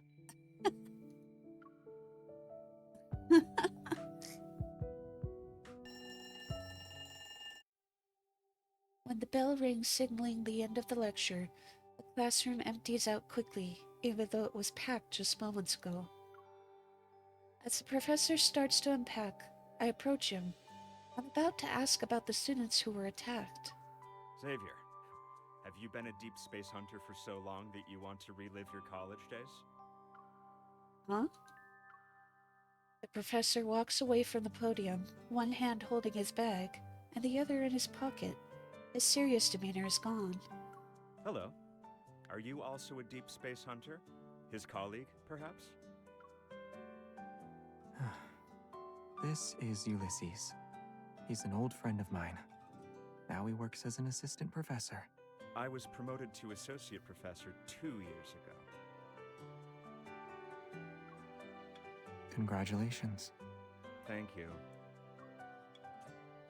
First there was Jeremiah, a mysterious florist. Now it's a university physics professor? I'm once again shocked by how unpredictable Xavier's social circle is. Let's get back to business. You're not the type of person to visit without a reason. Did something happen at the university? I'm on a mission. Well, if you're involved, it can't be just any mission. Should I be expecting a major incident to take place? Looks like I'm not the only one who has a certain impression about Xavier. But this gives me a perfect opening to ask him about the Wanderer. Dr. Ulysses, we heard one of your students was attacked by a Wanderer and went missing for a few days. Were you in the area when this happened? Ulysses pauses for a moment before nodding. I was in the lab preparing for a meeting when I heard a scream outside the room, but I didn't find anything even after looking around. I later learned that a student had been attacked by a Wanderer. Fortunately, he wasn't seriously injured. Looks like Ulysses didn't see the Wanderer. I'm a little disappointed. Did the lab's flux stabilizer show any reaction? No. I immediately get what Xavier is hinting at. If the flux stabilizer didn't react, then the Wanderer's metaflux fluctuation level must be below 50. There are only a few Wanderers capable of such stealth. Our search is narrowed considerably. It's also possible we're dealing with a modified Wanderer. As if reading my mind, Xavier reveals another observation. I nod. Got it. I'll ask Andrew to compare the protocurve data with the possible Wanderer profiles. Wait, I just remembered something. The flux stabilizer can't detect that level of metaflux. However, the research center's RMFMA might. RMFMA? But the research center isn't even near here. It was moved to the campus earlier this year, so it's not that far away now. It should have captured the metaflux fluctuation and its dynamic range when the Wanderer appeared. And can we use that device for a bit? RMFMA. It stands for Reflective Metaflux Field Monitor and Analyzer. Flicker of doubt crosses my mind, but I push it aside for now. I wait for Ulysses to respond. Sure. As long as you have the clearance to operate it and access the system, you can use it. But we don't quite fit those requirements. Let's go. Huh? Xavier picks up my backpack and turns to Ulysses. Aren't you going to lead the way?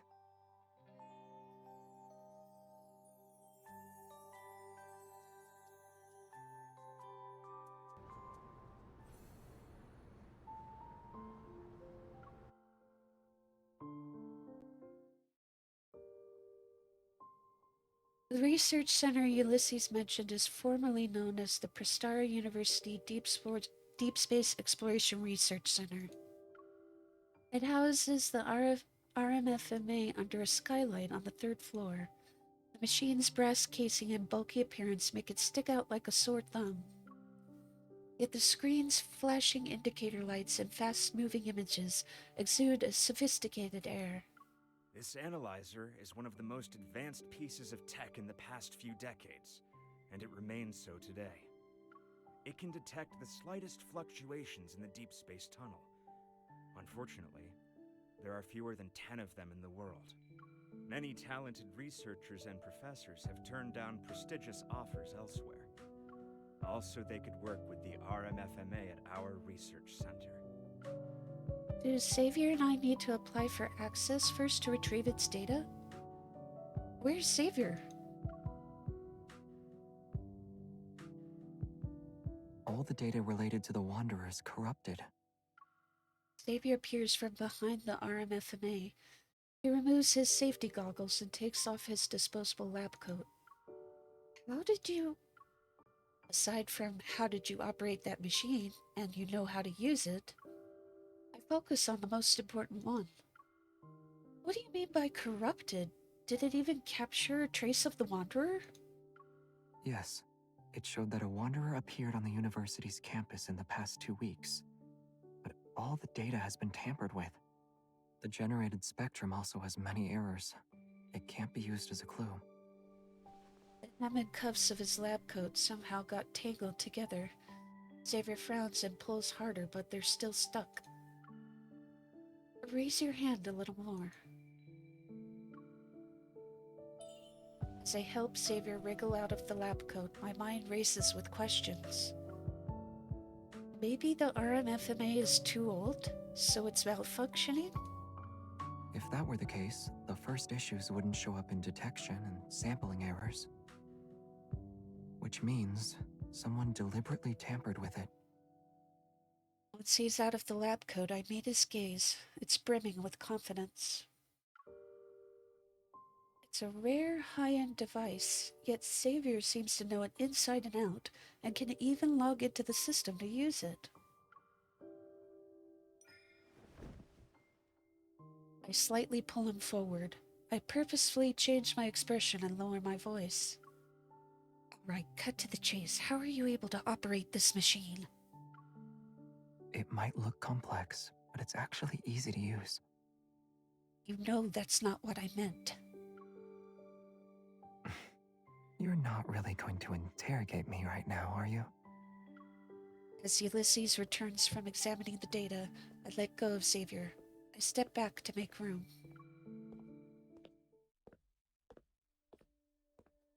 The data is corrupted, and just as you suggested, someone probably tampered with it. However, the research center is a secure, newly built facility that few people can access. If we include me, only a handful of researchers work here. The last system login was recorded to be over a month ago. Has anyone else been in here the past 2 weeks? Ulysses thinks long and hard before finally giving a hesitant reply. Yes, but it's not anything suspicious. There was a study event here for new students. Part of the event included a tour of our facilities. That was when we introduced them to this analyzer. The new students who started this year. Could it be... Those 5 students who were attacked all enrolled this year. Xavier voices my thoughts. I take out my phone, check the school's official website, and quickly find the article about the study event. 5 students were selected. They are...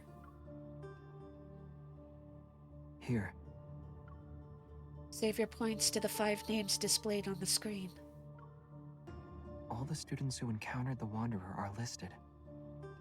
The study event, the tampered device, the elusive Wanderer, everything starts to connect. This isn't a coincidence, Xavier. Something's off about that study event. The Wanderer is targeting its participants. Indeed. He agrees, but keeps his finger on the screen. I look again. Group leader, Soren, vice president of the student council. Hello. I'm the student council's vice president. So, I was told you guys were hunters. The same guy who helped us on behalf of the university, and the only one who wasn't attacked. He's definitely suspicious. There's only one way to find out. I'm contacting him right now.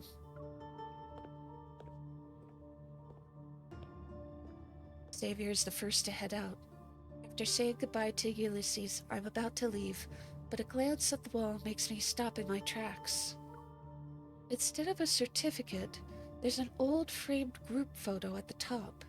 It's yellowed with age, and the faces in that photo are all a bit blurry. Yet the person who's on the edge... I look closer, and that indistinct figure suddenly comes into focus. It's Xavier.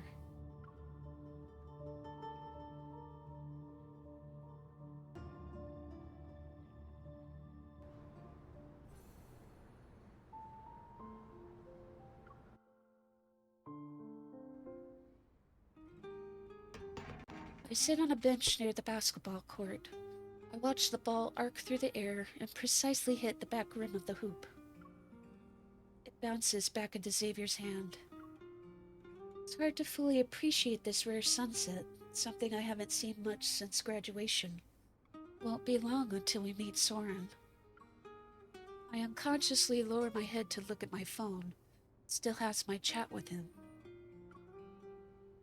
We're still a little unclear about the students. Could you go over some details with us in person?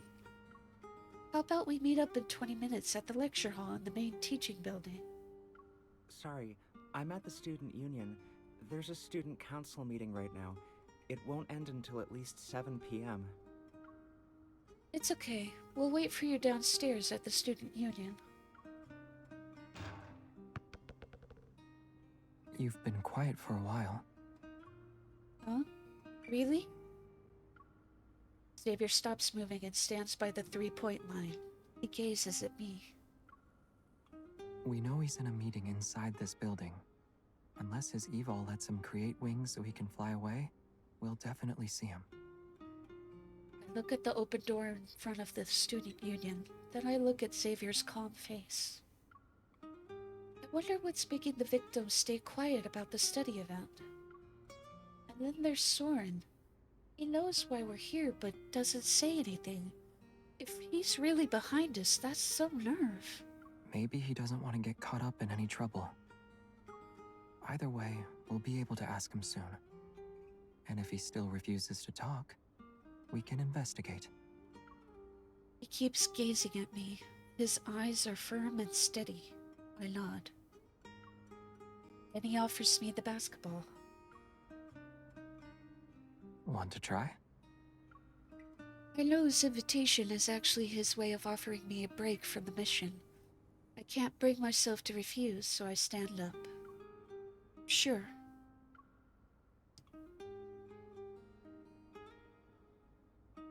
After a brief warm-up, I confidently aim the ball at the hoop.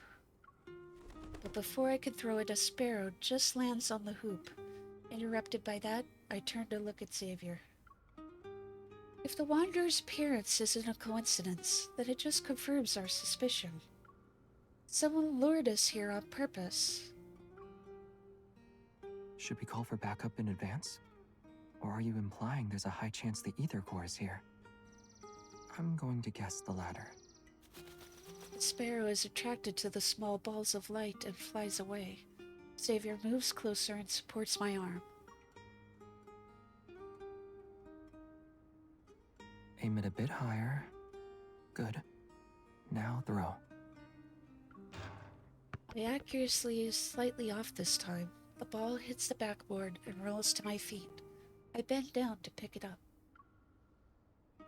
Maybe it's not as terrible as we think it is. It could just be a coincidence. But Soren is a dedicated vice president of the student council. He does seem to be a good, well-behaved student. Sort of like you.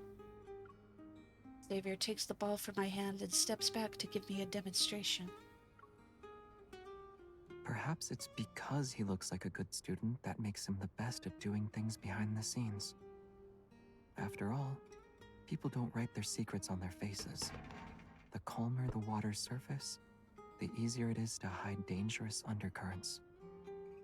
The ball leaves his hand and once again goes through the hoop with a precise shot. As it bounces back, I intercept it before it reaches him. You always have a lot to say about other people, but what about you?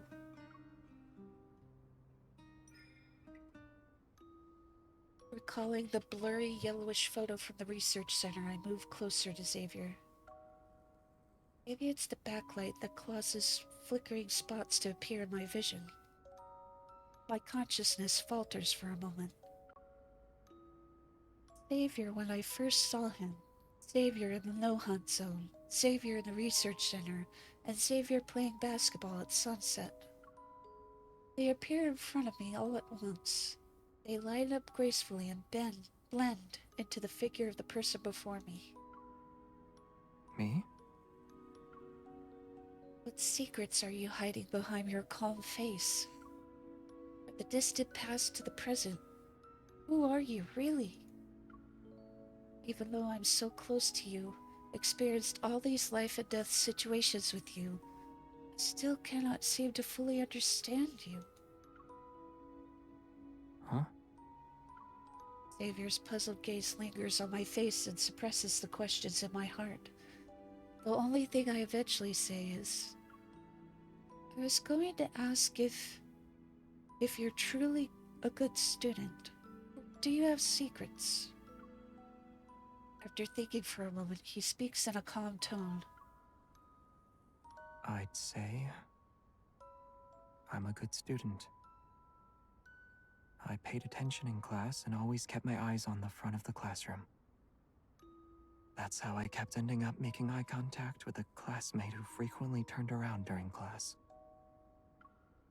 He looks at me with a knowing gaze. I look back into his eyes and feel as if everything sounds familiar. Maybe your classmate just wanted to check the clock at the back of the classroom. See how much time was left before class was over. Oh. You're asking if I have a hidden side to me like Soren? He responds with a question. Now it's my turn to think about my answer. Fortunately, Xavier doesn't seem to expect one from me. Instead, he slightly lowers his head as if he's talking to himself. But the parts of me you think you know, and the parts you think you don't know, they make up who I am. All of me. Right here in front of you.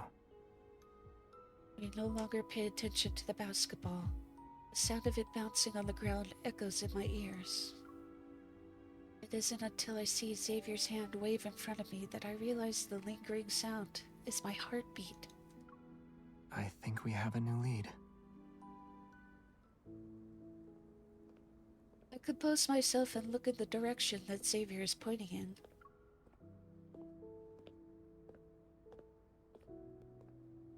I catch sight of the enthusiastic student from yesterday's interview. He's walking out of the student union. Didn't he say he needed a week off after the Wanderer attack?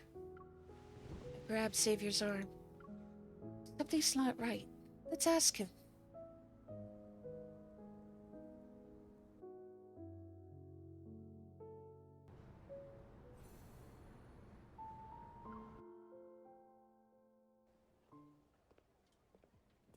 Before we get close, that student immediately recognizes me and Xavier. He excitedly waves at us. What a coincidence! Why are you here? Didn't you say you were going to take a week's leave at home? What brings you back? With no time to lose, I get straight to the point, but the student looks confused. Huh? Did I say that yesterday? I don't remember at all. After the attack, my friend said my memory had gotten worse. I thought I was getting better over the past couple of days. I don't like where this is going. I exchange a glance with Xavier, my eyes saying something's wrong. What do you remember then? Do you recall attending a study event around 2 weeks ago? Did anything strange happen at that time? A study event? He frowns, thinking hard for a long time, and then suddenly something dawns on him. It wasn't weird, but we did come across something intriguing. When we visited the Deepspace Exploration Research Center, there was this unique piece of equipment on the 3rd floor. For a short while, I felt like I walked straight into a haunted house.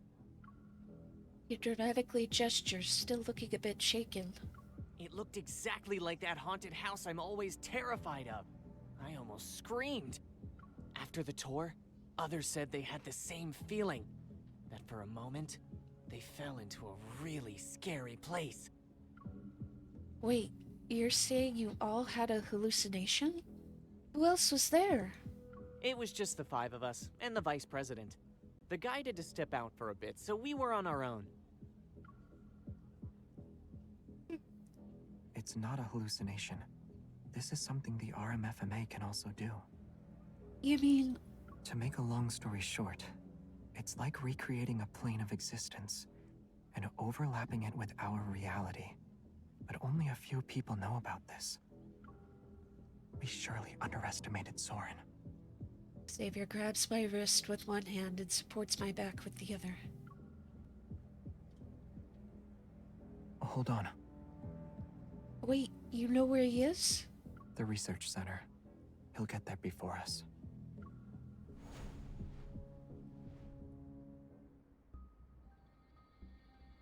Daylight's last glimmer sinks below the horizon, and night arrives. As we stand in front of the research center again, the building takes on a more mysterious air under the night sky. Soren stands under the skylight on the 3rd floor. His back faces us. You're quicker than I thought. I should have known the moment I saw you. Xavier stops behind him. After a brief pause of tension, Soren turns around. Do you think you can still order me around, Xavier? He has a glance at me, then looks away. You can't, and neither can she. A sudden gust of wind stirs the indoor air. My heart trembles as I sense a faint energy fluctuation. Xavier, something's here! A light blade forms in Xavier's hand. I also take out my firearm from my belt holster. I walk over and stand next to him. Let's take down Soren before the Wanderer arrives. Before I could get closer, Soren disappears. I hear his voice behind me. It's too late. It'll take you to the place you've always wanted to visit. He could also teleport? Could he be... The intensity of the energy fluctuation significantly soars. Xavier's hunter watch as well as mine beep at the same time before I can react. In a shadowy corner where the moonbeam doesn't reach, a colossal beast has stirred to life. This energy, it's fierce. A wanderer with an ether core. It can't stay here. We need to lure it out. Light blade cleaves through the heavy darkness. Its shock waves ripple to the end of the corridor. The Wanderer pauses its assault before creating an even fiercer wall of wind. It charges toward us once again. You took the bait. A huge shadow looms over us. I turn around and aim my gun. The expected protofield doesn't materialize. Instead, I feel a sudden coolness on my face, as if I'm being pushed through a barrier. Out of the corner of my eye, the RMFMA lights up again. Before everything goes completely dark, I reach for Xavier's hand. And I grab nothing.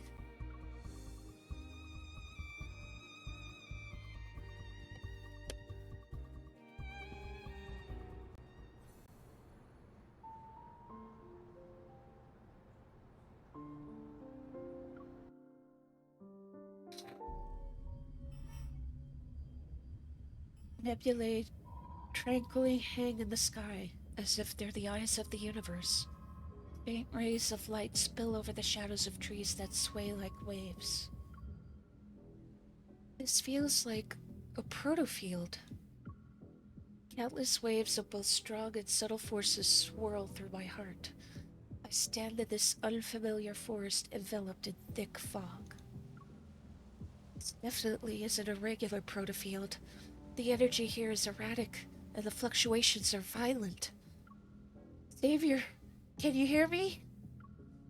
I call out to him several times, but only the wind's rustling of branches and leaves answers me. He was probably dragged into the protofield too. I have to find him quickly. I look up and a meteor streaks across the sky. It leaves behind a trail of fire as it flies past the tops of tall trees. A meteor. Several more follow suit before I can say more. All of them are heading toward one side of the forest. I can't help but follow them. In an instant, the night sky is ablaze with countless rays of light. Meteors pour down like rain. They disperse the fog and darkness, which plague the forest as they fall in the same direction. Are they guiding me? I walk faster, gradually quickening my pace until I break into a sprint. Like me, the meteors fall even more intensely and rapidly. It's as if they're urging me to run with all my might. Hey, is that you? This voice. Savior! Answer me. Where are you?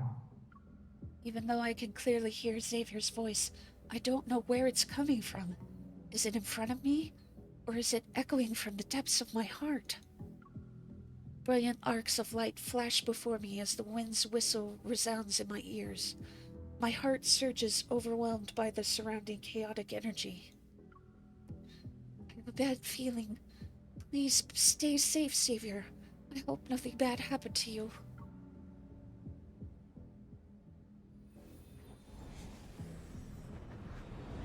As I traverse the dense forest, a mirror-like lake suddenly comes into view. Meteors streak down, falling into the expanse where the lake meets the sky. The energy fluctuation gets even stronger now. It pulls at my heart to the point where I struggle to breathe. Overwhelmed, I stumble and sink to my knees. I'm not interested in playing hide and seek. Come out. Savior?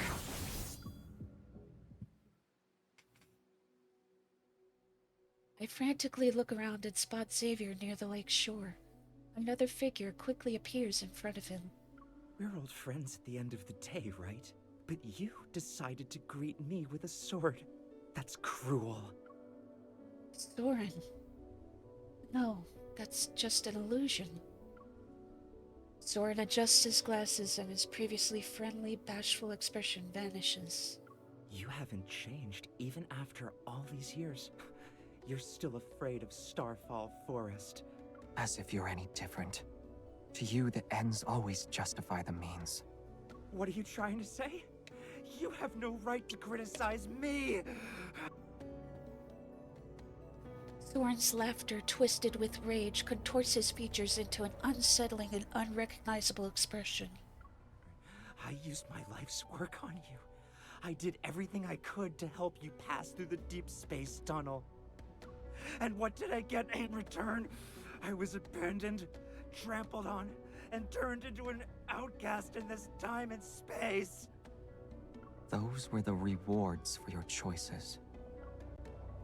His figure vanishes with his words. He reappears in front of Soren in the blink of an eye, the tip of his sword poised to kill. Countless sharp light blades rain down on Soren. Only his panicked voice can be heard within the dazzling spectacle of light. You. Killing an apparition is a waste of time. Then why did you dodge? A beam of light descends, and the apparition is sliced in half. It's not just an illusion. Somehow it and his actual body are connected. Struggling, I rush to help Xavier, but I fall again. The energy in the surrounding area has changed. Wait, Xavier's evol is... Xavier's flurry of attacks continues, and there's no room for counterattacks.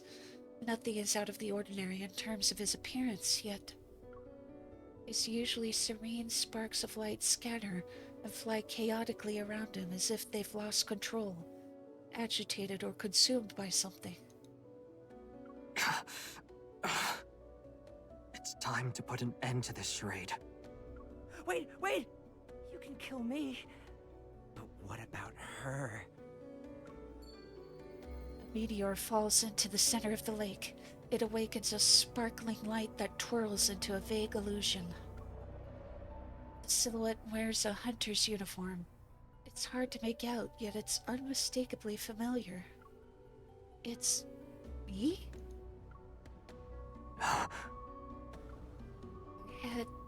It hurts, but why? Yet it's at that moment I realize something. Soren created this illusion to distract Xavier. He's using the lapse in judgment to attack Xavier's mind with his evil. In any other situation, Xavier would have no difficulty dealing with this type of evil. But with how chaotic the protofield is, along with his power...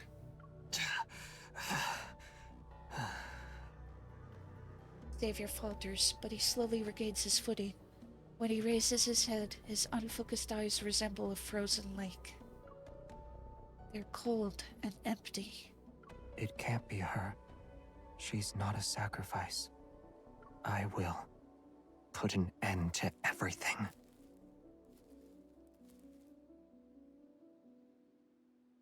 Xavier, I'm right here. That's an illusion. Perhaps weakened by Xavier's attacks, the bullet makes the apparition stagger. With a reluctant, sullen expression, the apparition dissipates. The energy fluctuation also calms down. Even though the apparition on the water's surface is gone, Xavier continues to head toward the center of the lake. His expression is cold, and his movements are stiff. It's as though an invisible force is pulling him along. This isn't good. The evil is still controlling Xavier. I rush out to stop him. Xavier!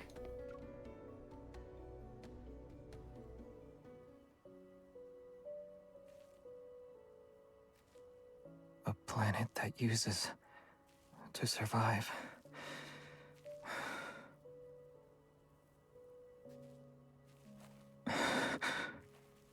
Doesn't deserve to be saved.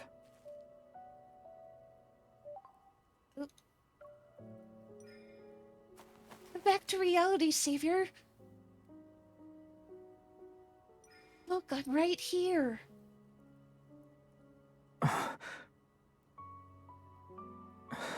You are...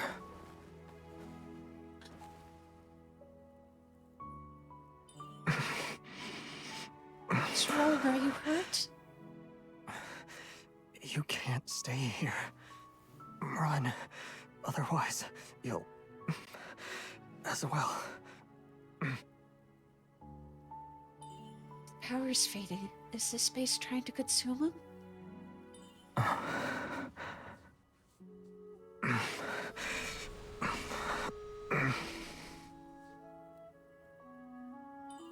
What's going on?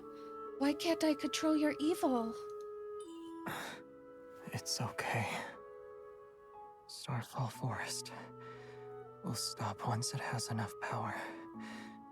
It will.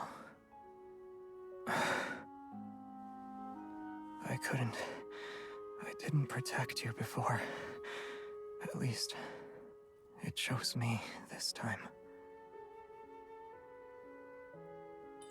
Enough power. In that case, the Aether Core's power should satisfy it. No.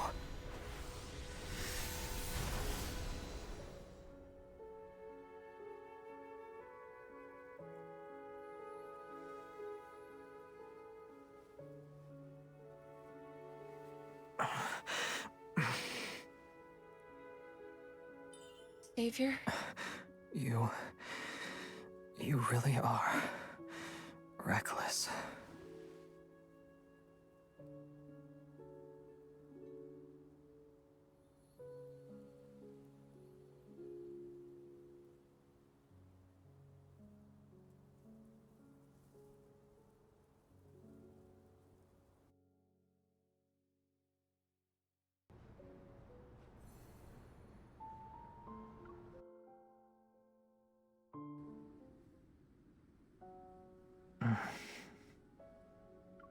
Do you recognize me, Xavier? Hey. Are you okay? Don't move. I apply medicine to the wound on his arm, but he abruptly pulls away. I almost drop the bandage.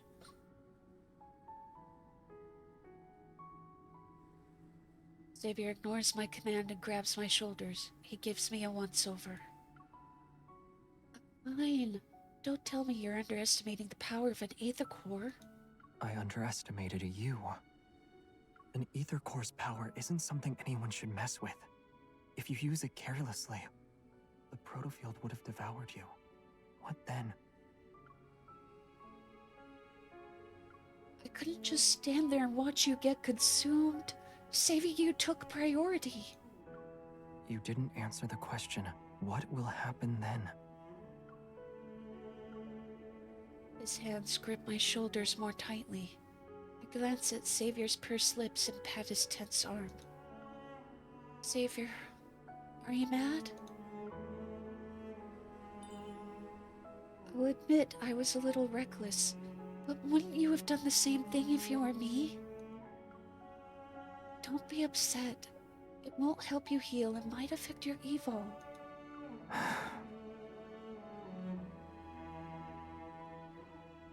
You always have so many reasons, but you never listen to me. You will next time. I poke his face again and again until he reveals a helpless smile.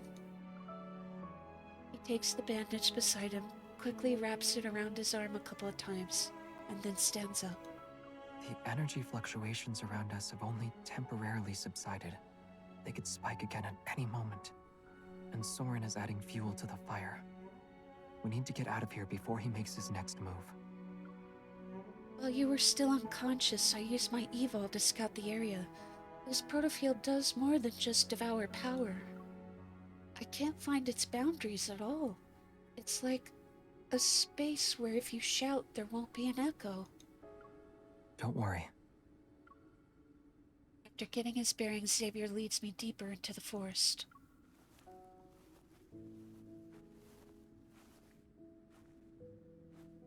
The protofield's environment was based on my memories, so there might be something that can help us leave. I've never heard of a wanderer that could invade and read memories before. Or does this wanderer's connection with the Aether Core make it different? There's also the possibility that Soren made some modifications to it. After a brief silence, I carefully choose my words before speaking. Soren, he used to be your ally, right? It was a long, long time ago. The light blade slices through several overgrown branches to clear a path. It dissipates into shimmering specks of light. He changed his appearance and hid his evil. He needs to hide his secrets and also be in a position to strike me down if needed. I immediately remember the perilous moments I faced with Xavier. When we first met at the abandoned research base with the Luminivores, and the robots watching us at Azure Square. You sent them? Maybe. Xavier holds out a small light, as if sensing something. He releases it and lets out a dry laugh. This forest. It's a trap clearly designed for me. This can only be his doing. He really seems to know you well, but he also hates you. Recalling the conversation I heard, I hesitate for a second. Did something happen in this forest? Is that why you're afraid of it? The moonlight gently falls, softening Xavier's features into a blur. Then I hear his voice again. Rather than what's already happened, I'm more afraid of what might come in the future. But right now, you terrify me the most. You used the power of the Aether Core this time. I'm worried about what you'll do next. What I've done can't be compared to your actions. Why don't you tell me what you did in the past?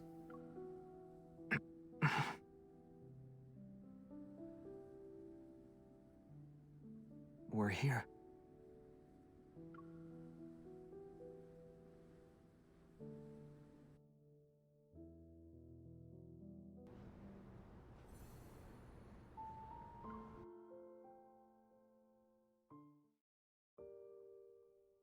Following his gaze, I see a massive spaceship hidden behind the towering trees.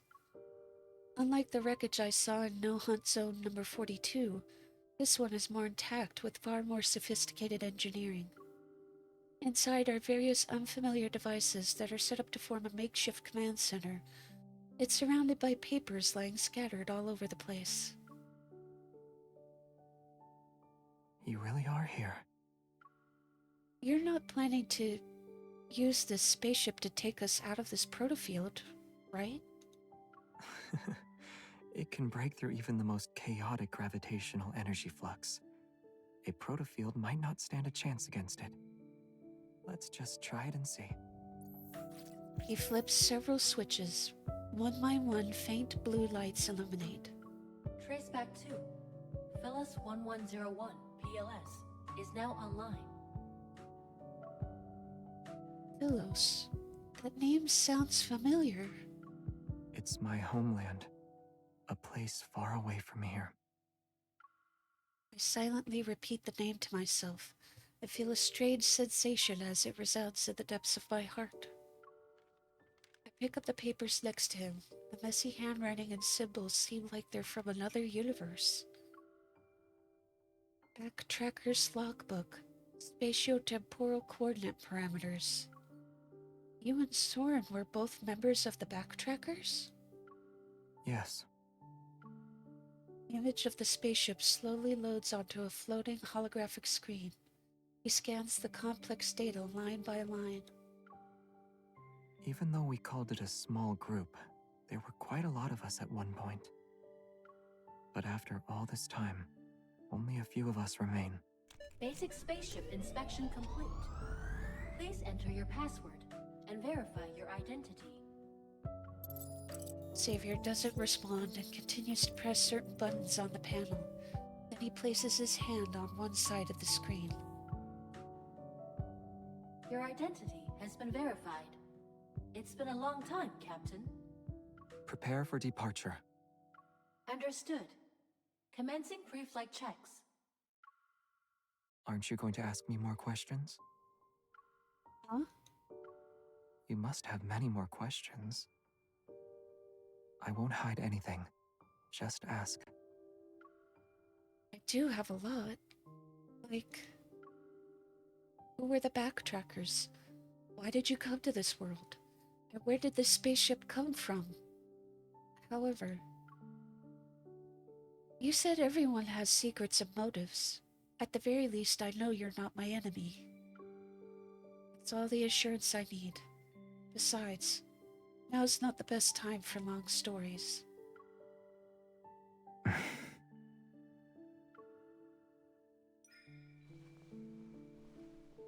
Let me say this first. This doesn't mean I won't ask more questions later. Once we're out of this mess, you're going to tell me everything, slowly and in great detail. I'm okay with that.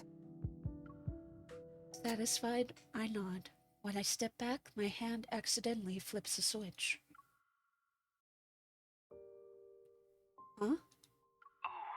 Celestial body of mine, slumbering adrift in darkness, This voice.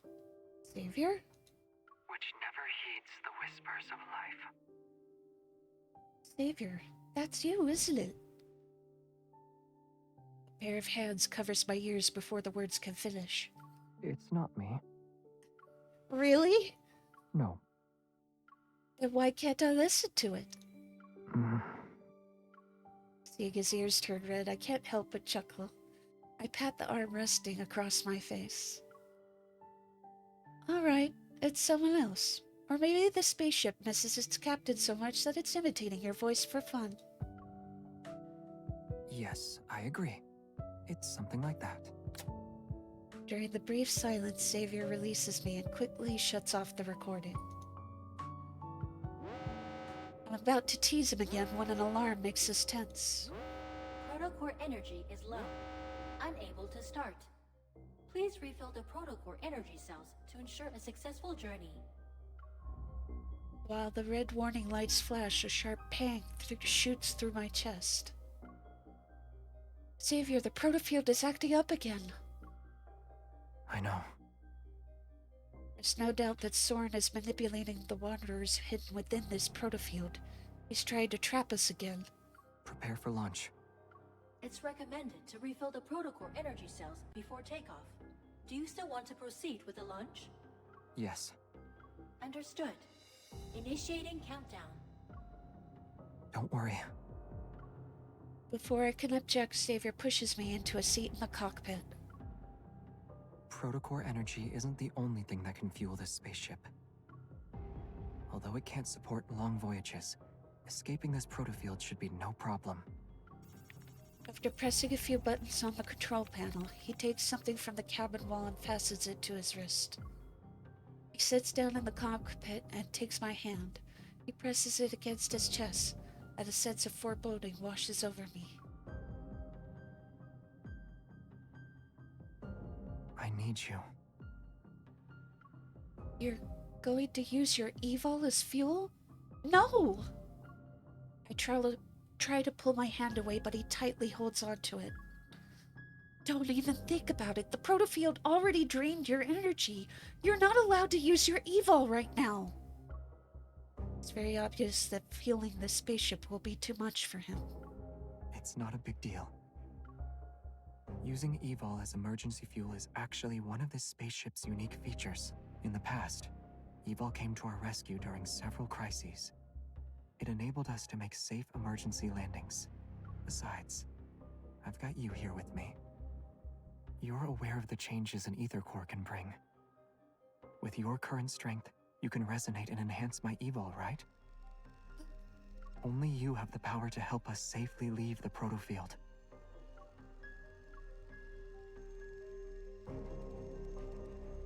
Trust me. He cups my cheek with his other hand. With a soft voice, he makes a promise to me. Your power will keep me safe. Counting down. 10, 9, 8, 7.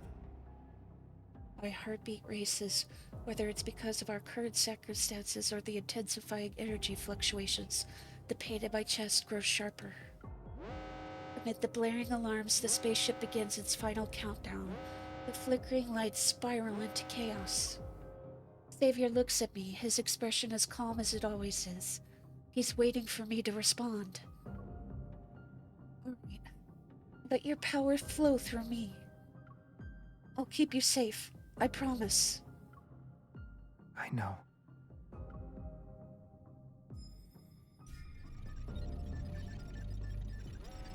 Violent tremors and a sense of weightlessness engulf us. After countless voyages through the boundaries of space, the spaceship plunges into the unknown once more. Chaotic energy crashes into the spaceship. The air currents instantly tear apart the scenery outside the porthole. I hear a high-pitched whistle. As chaos envelops my vision, only one warm force stays tightly connected with me. It flows steadily from my hand and gradually covers the world in a dazzling light. It overwhelms my senses. But then... weird. It feels like something is suppressing Xavier's evil, preventing a complete resonance. Keep going. Xavier tightly presses my hand against his chest. Even in the blinding light, his gaze stays calm and gentle. I grit my teeth and forge that power into a sharp blade. Slowly but surely, it cuts through the invisible barrier along with the spaceship. Space itself is ripped open, which creates tremendous energy fluctuations and tremors. In the distance, a massive shadow looms. At last, we forced it to show its true form. Get ready. It's time to deal the finishing blow.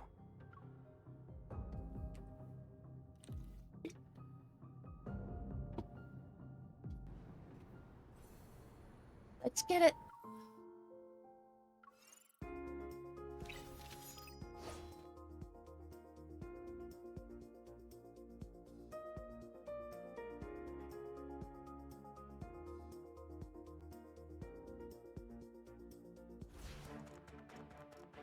Isn't this place more interesting than school? Let's make this quick. It's time. The enemies are weak. Now's our chance. Keep up the momentum. End it. Step back. Watch out. It's getting back up. Here I come. Be careful not to get hit. Do you remember the techniques from our swordsmanship class? Watch out. Don't push yourself too hard.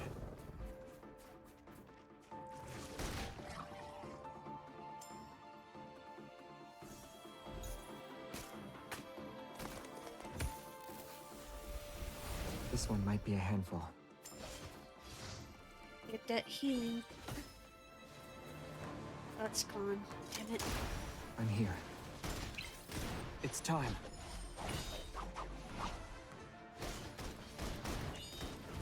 It's time to end it.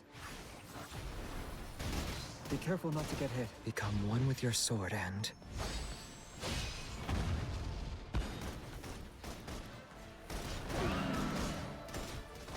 Do you remember the techniques from our swordsmanship class? Watch yourself. I'm here.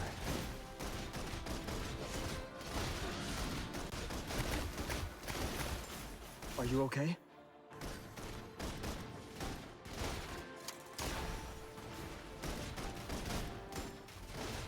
Watch yourself.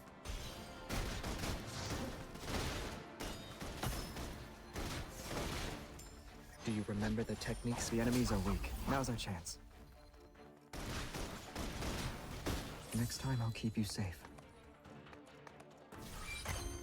Got hurt a lot from that.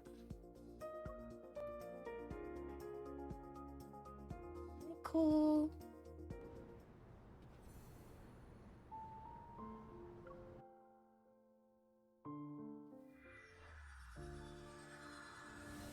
A deafening roar fills my mind and strips away my senses.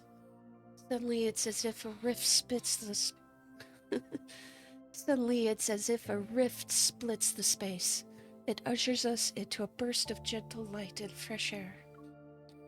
After several long seconds, the discomfort fades. I slowly open my eyes. Everything comes into focus, and there it is. Our RMFMA standing serenely just a couple of meters away. Back in the research center. My senses return to my body. I scramble to my feet and frantically search for Xavier. Cole, you need to get away from the keyboard. You're struggling to find me, huh? A familiar voice calls out from behind. I turn and see Xavier's leaning against a nearby wall. A bright red light at his neck flickers a few times before settling down under my worried gaze. That light is flashing and you still want to crack a joke? I'm fine. Just a little tired. He opens his palm and hands me the Aether Core fragment. Glows a soft green. For its sake, sit with me for a bit.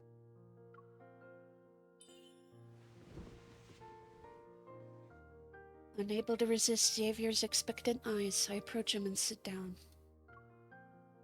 I already sent the collected data and our coordinates back to HQ. The police will also be involved. They'll be here within 15 minutes. We don't have much time. We need to... I'm about to get up, but he grabs my arm. Let's make the most out of these uninterrupted 15 minutes. I feel a cool touch at my ear after Xavier pulls out a pair of wireless earbuds. There's just enough time for one song. Then we'll be in a hurry again. Who invites a girl to listen to music with a wireless earbud? Hmm? Should have offered me wired earbuds. That way we'd be close enough that we couldn't drift apart. I'm too tired to drift into a place that's far away from you. And I wouldn't, even if I could. Outside the skylight, another morning dawns.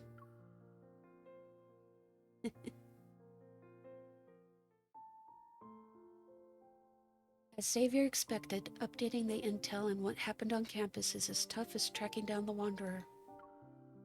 After leaving Prestara University, Xavier unsurprisingly retreats to his bedroom. Meanwhile, I return to the association with the Aether Core fragment. After a brief mission report, Captain Jenna warns me about our recklessness, but also commends us for successfully completing the mission. With the order to return home and rest, I time my visit to line up with Xavier's recharging period. I bring supplies to the 6th floor. After several rings, Xavier finally opens the door, his hair all tousled. You're finally back. You look like you just woke up. Why are you speaking as if you've been waiting for a while? Well, you just saw me. How can you tell I haven't been waiting long? He effortlessly reaches behind me and takes the plastic bag. It felt like forever.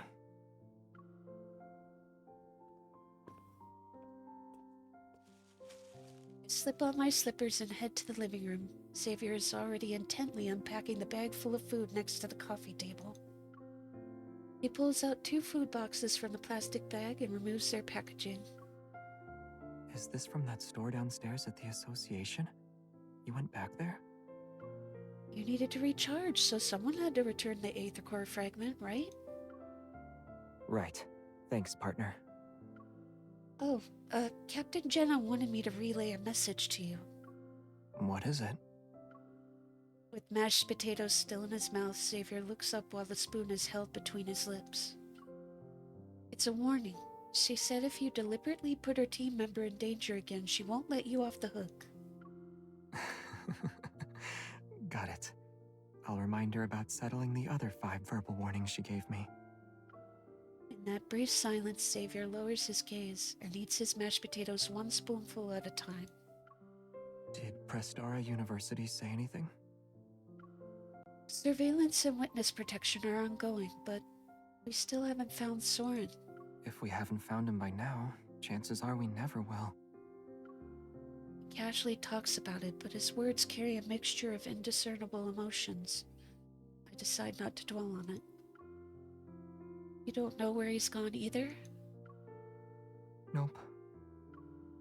As I reflect upon everything, the vague, tangled clues pile up and cast a large shadow behind the clear image of Soren. Getting out of this precarious situation unscathed isn't something he could accomplish on his own. Only a few groups could pull that off. Who's supporting him? After finishing a box of mashed potatoes, Xavier retrieves a stack of documents and a sealed bag from under the coffee table. Inside the sealed bag is a tiny button-sized device. I can't help but pick it up. What is this? Ulysses found it at the research center. He urgently sent it over. Initial tests show it has a radio frequency chip that can resonate with metaflux fluctuations. So this little thing is the culprit behind the RMFMA's malfunction, and even the tool Soren used to lure in the Wanderer. Yes. The room falls silent again. I follow the train of my thoughts and speak up. Can you also use that device to recreate a plane of existence and overlap it with reality? You mentioned earlier that this is something only your people know about. That's right. But you know I don't like illusion stuff. Xavier calmly says. I nod and put the sealed bag back on the table. Who can help him make that? Xavier doesn't respond immediately. Instead, he pushes the stack of documents toward me. Here's the latest analysis and theories based on what we know. It includes a list of groups with similar tech. Go through it, and you'll come to your own conclusions. As always, Xavier doesn't explain. It's as if he's already at the finish line with the answers. He's quietly waiting to see if I'll join him or choose a different path. However, I'm not content with following his lead this time. I place my hand over his and stop the documents he's pushing toward me in their tracks. I'll read these later. Xavier, I'd rather trust what you have to say right now. After a brief pause, Xavier purses his lips and finally meets my intense gaze. It's Ever. Ever.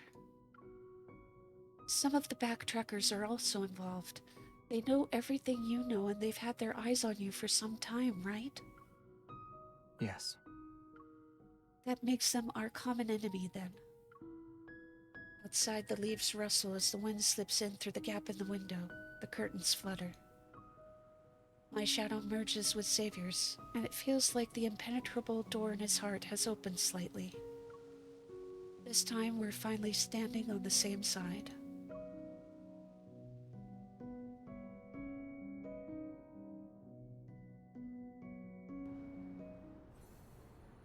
Hey!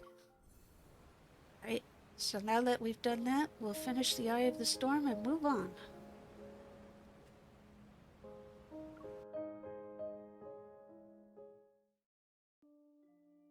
After several Aether Core fragments were retrieved, Special Operations shifted its focus onto Ever.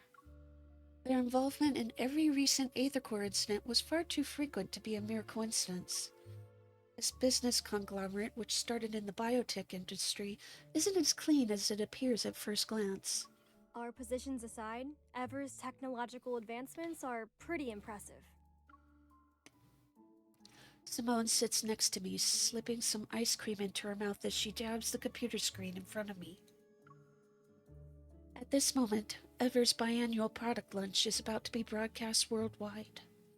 They can achieve things proficiently with machines, when people with Evol couldn't. Machines? Edgar's voice came from behind a row of translucent displays. Based on what I can tell, it's not possible for them to make consecutive technological breakthroughs in such a short period of time. Not through normal means, at least. The frequency in ways Wanderers have been appearing these past few months continue to steadily increase. During the broadcast, the spokesperson holds up a device that's about the size of a bottle cap. We'd like to introduce to you our newly designed portable flux stabilizer. It can regulate the frequency of surrounding metaflux fluctuations, thereby stabilizing the protofield and reducing the likelihood of Wanderer materialization. The audience erupts in thunderous applause. Meanwhile, away from the screen, I exchange knowing glances with my team members. Sounds like it operates the same principle as the devices that attract Wanderers, but it has the opposite effect. Ever made this gadget and we're supposed to believe it's for the greater good? As if. They aren't doing this out of the kindness of their hearts. Simone frowns at the screen. This is nothing but a blatant provocation. We barely had time to suspect something was off before they brought out this product launch. Yeah, they're being brazen about it too. It's like they're daring us to keep investigating with what we know so far. That's unlikely to happen. As soon as Simone and I hear Captain Jenna's voice coming from the entrance, we stand up behind the screens. Andrew nods at Jenna. Captain? Captain. The fact that they're hosting a high-profile product launch means they've already covered their tracks. They wouldn't take this risk if there were a possibility of us finding incriminating evidence. Jenna walks over to the command desk and places a thick folder on it. The three of us gather around her. The analysis report for the previous fragments has just come out. Let's take a look. She taps the command desk twice, and a regular spherical structure appears before us.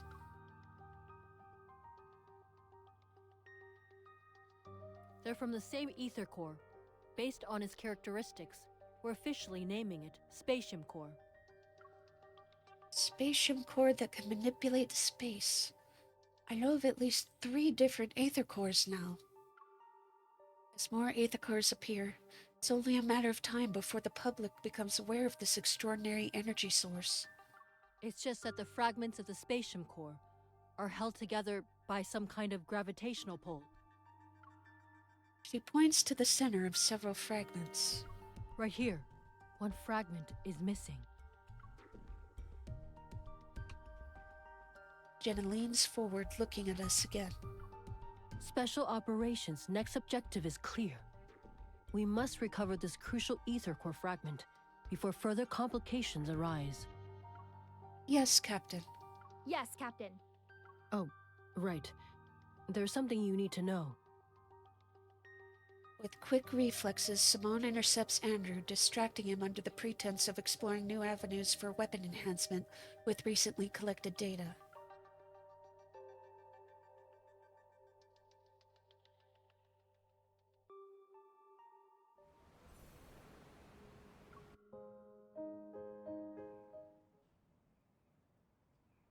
When only we remain in the meeting room, Jenna pauses before activating her watch. There's more. I couldn't talk about it during the meeting. It's something you need to know. The message is transmitted to my watch at her gesture. The words, "Ever Secret Investigation Report," float in front of me. A line in there involves what happened at your house that day. Anyway, I've sent it to your hunter's watch. You can read it when you're home. Understood.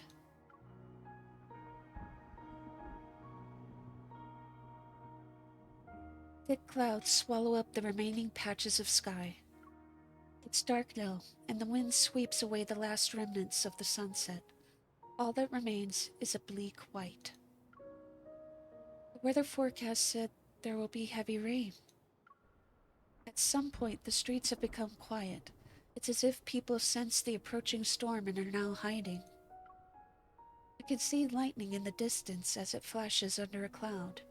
Thunder roars closer again. I should go home. As I'm about to move, a sound presses against my heart like a string, sending a shiver down my spine.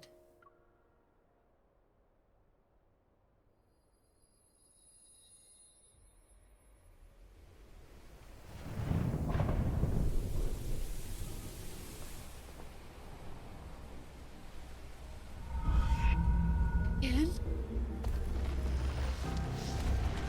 Her response to that eye, the world around me fades, but the call I hear becomes clearer.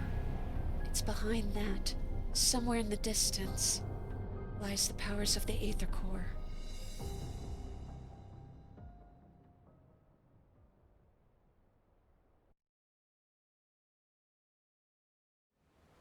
Space. Alright, so now we are on to Homecoming Wings. And I'm gonna try to get through this as quickly as I can. My vision goes dark. Everything blurs as the universe finds a strange stillness in its chaos, and then it fades to nothing. A strong resonance pulses through my body. It stirs fragmented memories that drift like fading apparitions. A pale planet appears.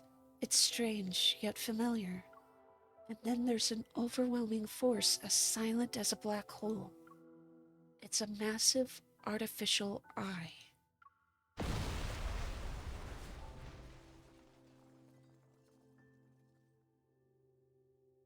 It's been a while since I dreamed about the explosion. Looking back, those roaring flames feel like a surreal, distant nightmare.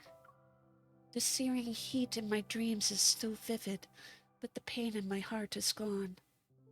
Maybe it's because the Aether Core within me has achieved full power.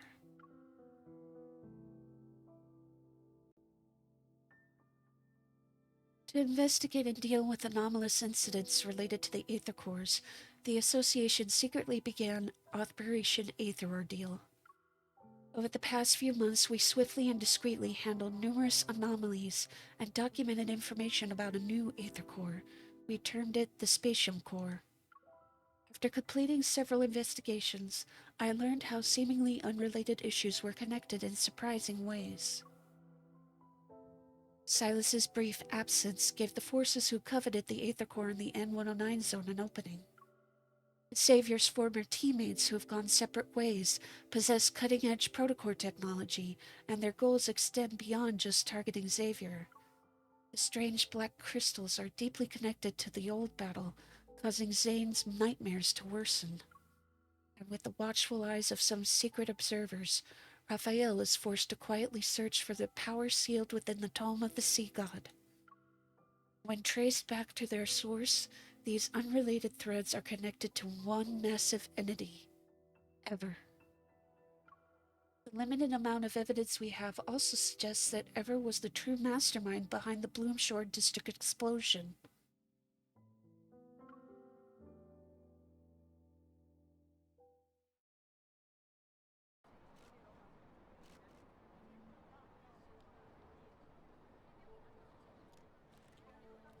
It's been a week since the explosion in the Cascade District. The Farscape fleet still has that region under lockdown. No updates, no details revealed about the investigation. The public is demanding answers. Is the new fleet colonel defying the Hunters Association by prohibiting hunters from investigating? Would you say tensions are rising? Deal with those reporters. Understood. The entire garden has been blown to bits. Hey, rookie, go investigate. Yes, Captain.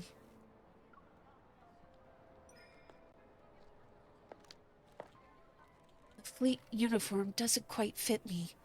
I subtly roll up my sleeves and push aside the rubble as I make my way into the garden.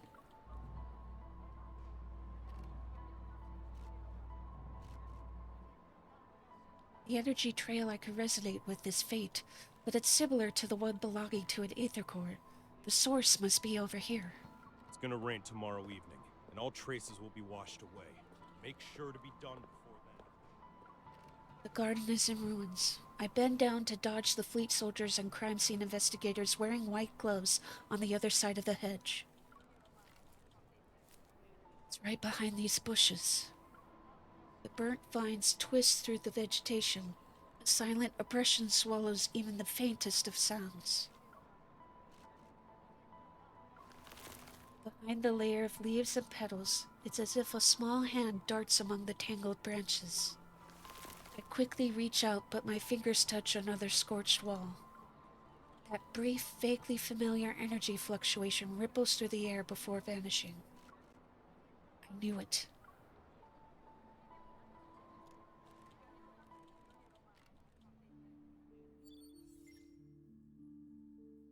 Hunters Association Skyhaven Branch. Task details.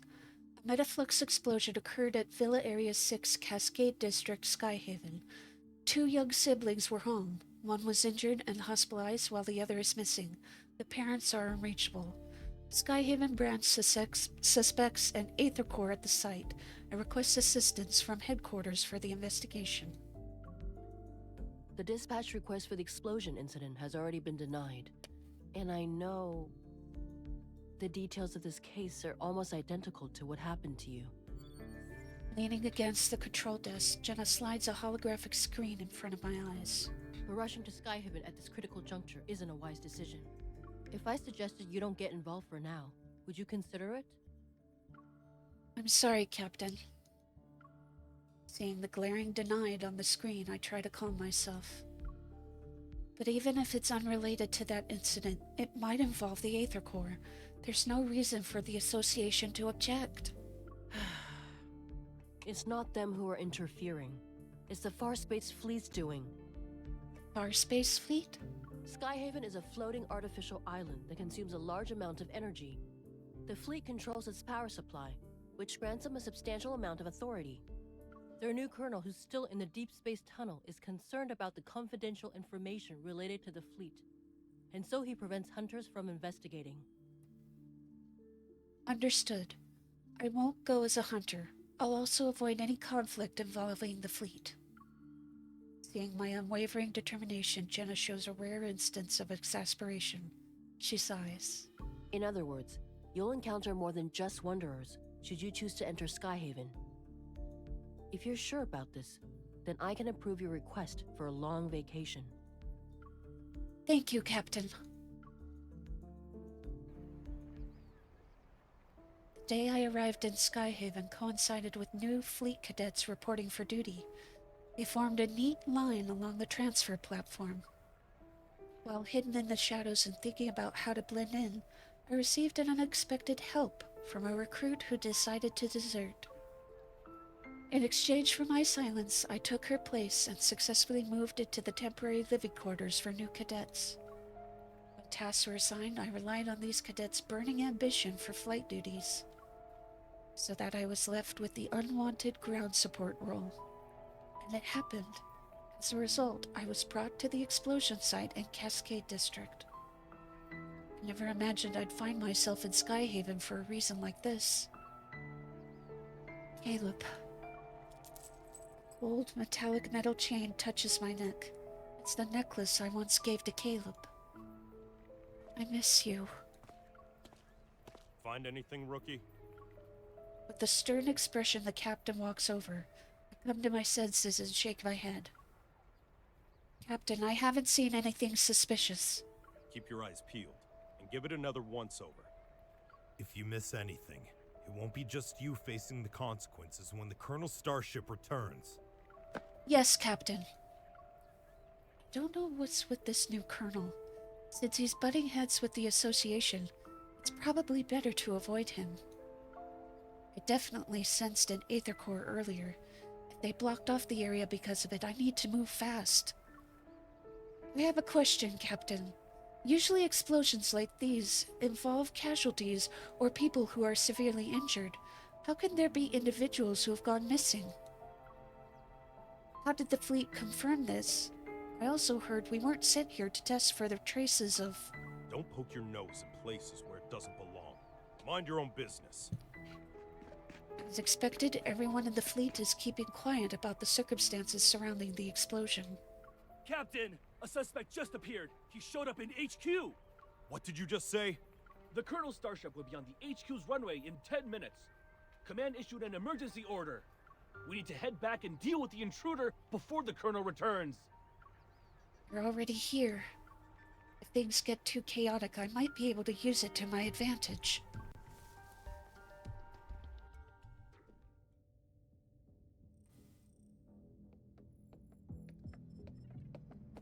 Colonel, everything is ready. We'll be landing in Skyhaven without a problem. Do we have any leads yet on the traitor who almost sank us in Deepspace 3 days ago? I'm afraid not. Maybe our navigation was off. It could have also been unexpected turbulence.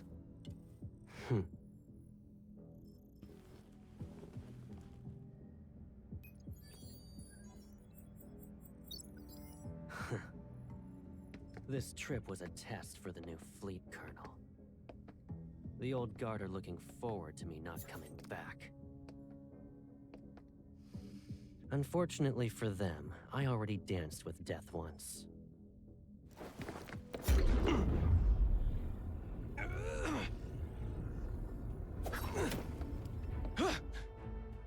I won't die again. It doesn't matter if you succeed or fail. You've chosen treason, so the consequences are still the same.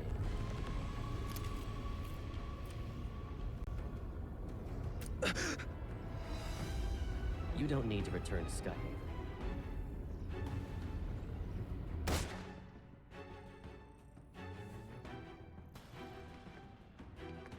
What? What happened to him?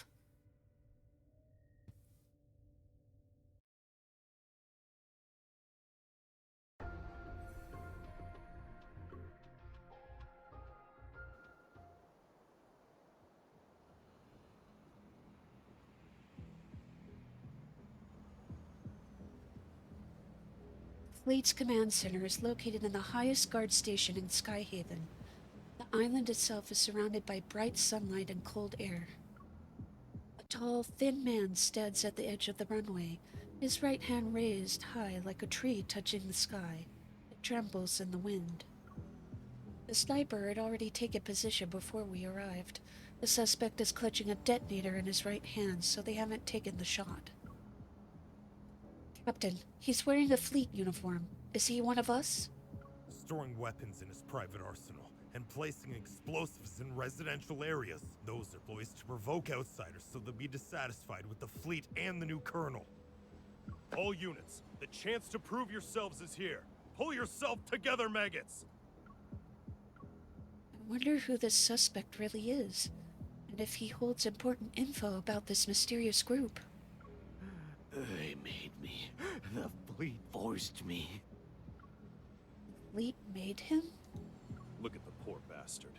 Driven mad by spending too much time in the deep space tunnel. Block all entrances and exits. Make sure no one sets foot on the runway. Following the captain's orders, the entire runway is quickly surrounded in an impenetrable net. Suddenly, a loud buzzing fills the air.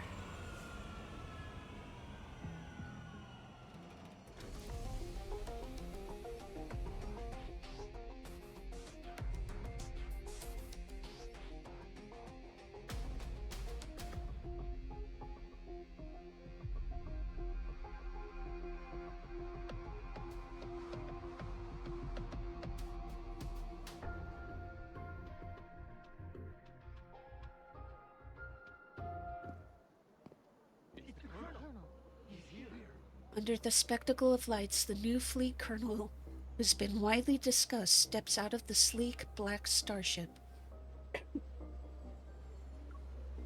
In an orderly fashion, he approaches the man at the edge of the runway. His words are muffled by the wind. Joseph, you were chosen to be the pilot of a year-long deep space tunnel observation mission. Your outstanding performance 3 years ago was proof of your capabilities. His voice sounds familiar.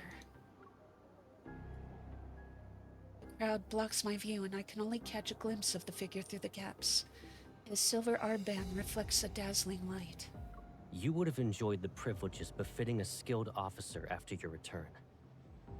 But 2 months ago, your wife and child died in the fleet's brig. Believing you revealed the fleet's secrets during your mission, you put your family under house arrest. They had died as a result. You're the person behind the Cascade District's explosion, yes? And you were trying to make a statement to the fleet by attacking its members. You know why? Joseph sounds as if his vocal cords have been torn, his voice unpleasant to the ear. And yet the information I collected tells a different story.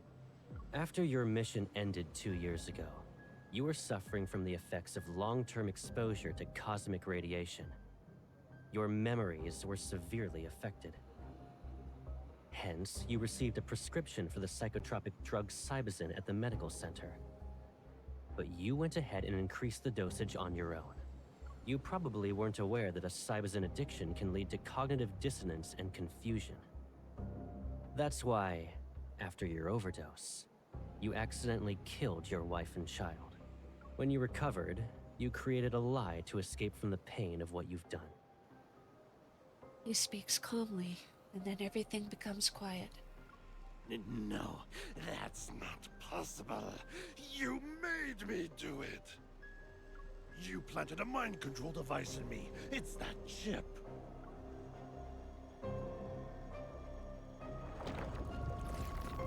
Joseph's hoarse voice is interrupted.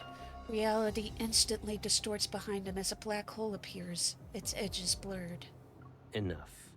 You don't need to defend yourself anymore. As soon as the colonel finishes speaking, the man and the detonator are consumed by the black hole in the blink of an eye. It quickly closes, and the clear sky reappears once more. But now the edge of the runway is empty. Lock down the command center. We still have an unidentified traitor with us. The order is cold, and everyone snaps out of their daze. My palms start to sweat and my heart races. There's only one thought in my mind. Wherever he's talking about, once they start digging, my cover's blown for sure. I need to make a move. Now. Since no one's paying attention, I quietly turn around, but before I can move, I feel as though 1,000 grams have been dropped onto my shoulders. I can't move. This evil is... Caleb, please. I'm really just going out to buy some snacks. I'll be fine. It's raining. And did you forget how you came back home injured? That was when you went out to buy snacks, too. You should stay here.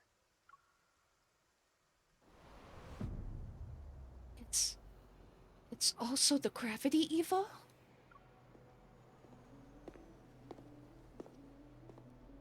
The sound of footsteps stops behind me. A long shadow is cast. Don't move. The moment the voice speaks, my blood freezes. It's not because I'm scared. I heard this voice before. I know this voice. Colonel, I'll immediately start an investigation into her identity. No need. I'll do it myself. My mind goes blank. It's as if the noise around me has been filtered out. Caleb.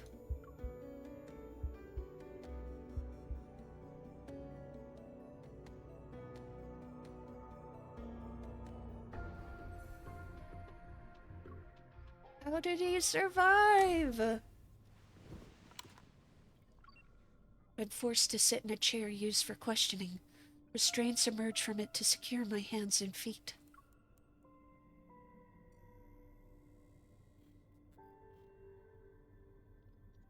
This is the interrogation room on the fleet's starship.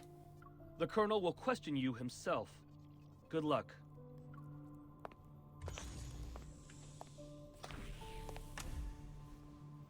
After the door closes, a harsh, incandescent light shines down from above. And another light, behind the one-way glass window opposite of me, turns on. I can only see a blurry figure. I'll start asking the questions. Please cooperate.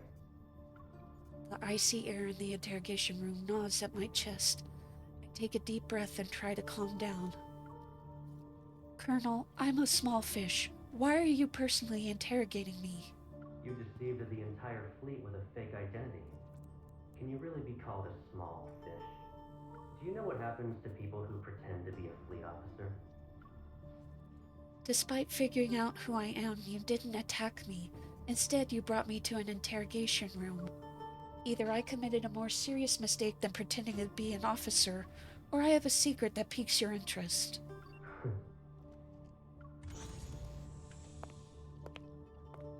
The light behind the glass wall flickers twice and the silhouette vanishes. He enters the room without missing a beat, his military boots touching the alloyed floor.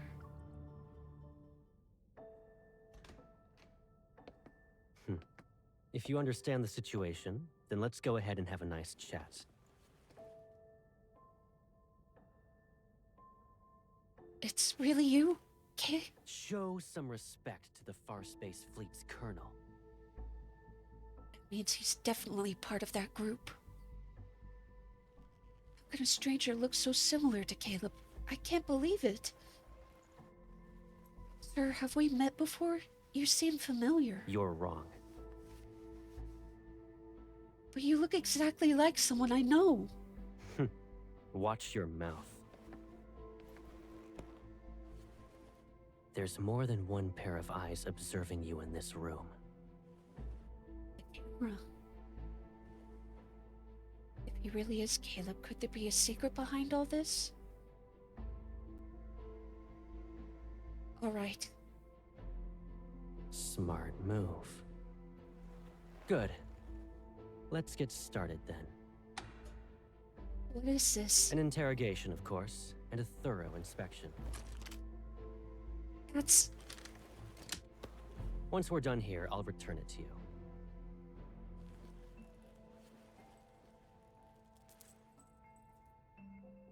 It belonged to someone from my childhood. He died in an explosion, like the one in the Cascade District. I miss him. Sir, can you tell me something? If that person hadn't died, would he support me even now? In the Farspace Fleet, there are only soldiers and officers. Then what about you? Will you support me? Do what you're told and don't cause any trouble. You won't get hurt then.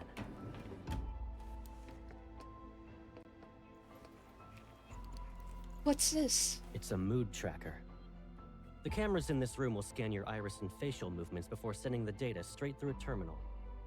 That, along with the monitor's information, will be analyzed to gauge your emotional stability. In other words, there's a catch. You can't lie, no matter what. It's necessary. Be obedient and it'll be over before you know it.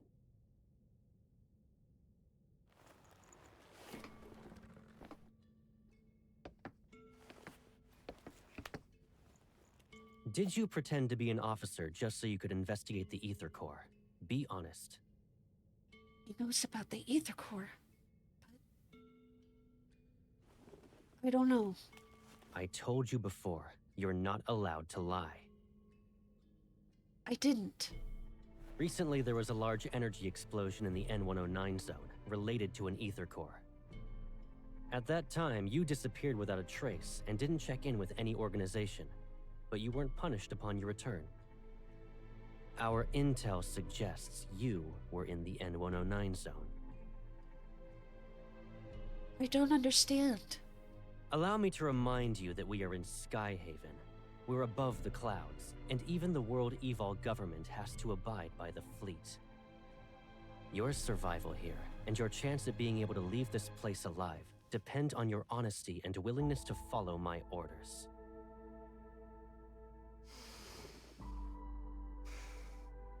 I will ask again.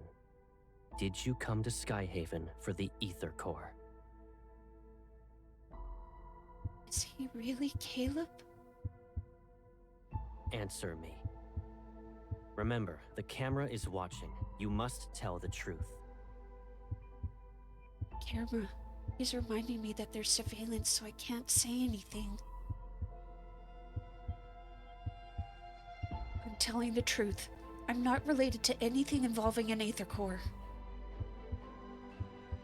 This is your last chance. I don't know anything.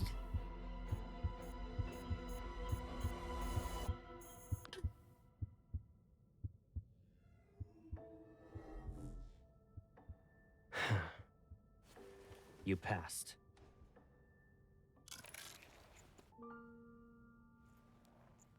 You. Surprised? Sure, it's been a while, but you already forgot about me? It's you, right, Caleb? Is there another me in the world? Did I scare you? It's you! Caleb, I must be dreaming. It's me. It's okay. I'm back.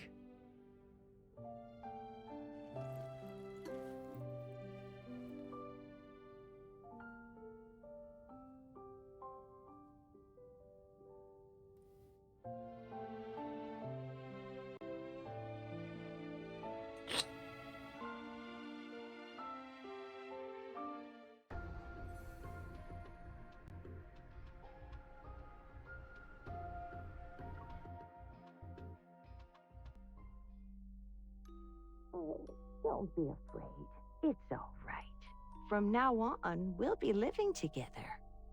Does this mean we'll never be alone again? Yes. Starting today, I'll be your grandma. Grandma? In the empty void, I see everything is like a painting's white background that is seconds away from being drowned in a sea of color. There's one exception.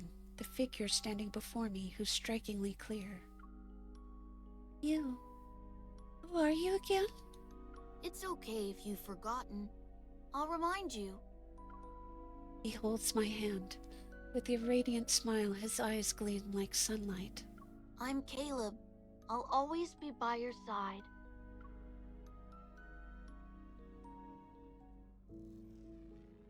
My mind returns to the present.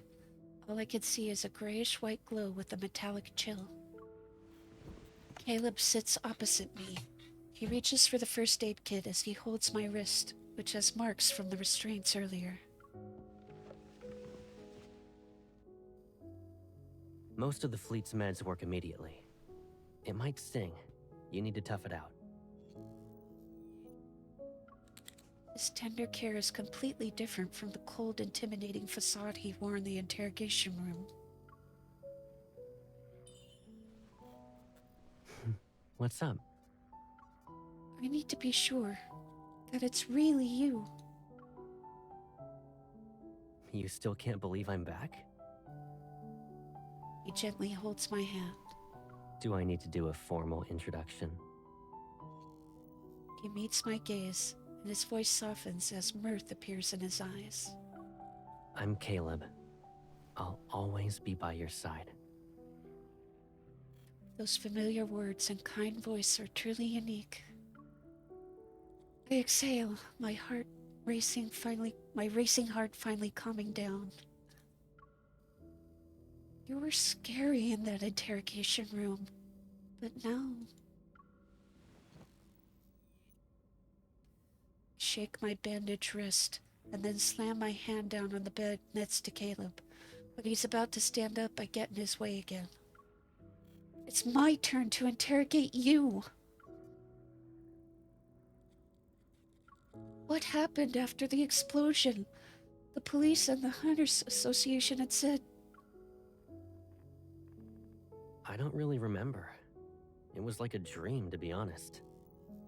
When I woke up, I assumed it was connected to the ether core. So you already knew it? I just knew. That's all. You survived. Why didn't you contact me? And you're a colonel now? Well... He turns to look out of the window. The night sky resembles a dark, flowing river. If I didn't join the fleet, I would have been abandoned. Abandoned? That's just how things work, Pipsqueak. So, I couldn't contact you. I can't bear to imagine you being put through that pain again. Caleb isn't exactly interested in explaining, so I don't press him. What matters is that he's alive. How's Grandma? If you're here, she must be okay too. I'm sorry. I couldn't protect both of you. As Caleb's gaze loses some of its light, the faint hope in my heart breaks. Alright, let's move on. You might start crying again if we don't. We finally reunited. If Gran knew, she'd want you to cheer up.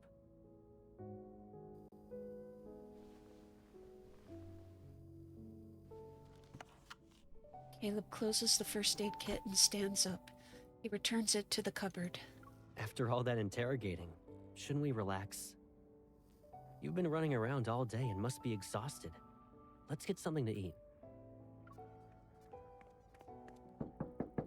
Colonel, the captain of the 3rd Squadron would like to speak with you.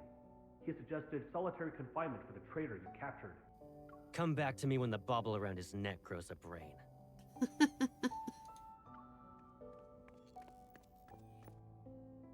Caleb, you're being really strict. Strict? Me? His armband shines. Maintaining his stern expression, Caleb returns to my side. I haven't even disciplined you. And your cover's so good that you're living in the officer barracks? He helps me off the bed. Cradling my injured wrist, he inspects my body from my shoulders down to my waist. Pack up your stuff. You can stay at my place, you know. I don't live at HQ, so you'll have more freedom to move around. Awesome. But I'm still a traitor to the fleet. It might be weird if I'm suddenly accompanying a colonel everywhere. He lowers my wrist and taps on the other one. Understanding his intentions, I turn around to let him check my back. It'd draw even more attention. Some people might even question your authority. Hold on. Are you being considerate on behalf of your fellow fleet mates? Or do you actually want me to prove your guilt so you'll be locked up?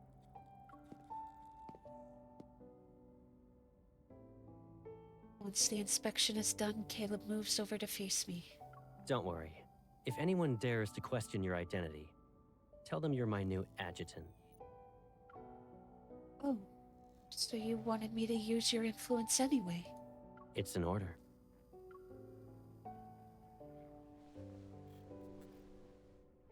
Chuckles. Taking off his hat, he places it on my head.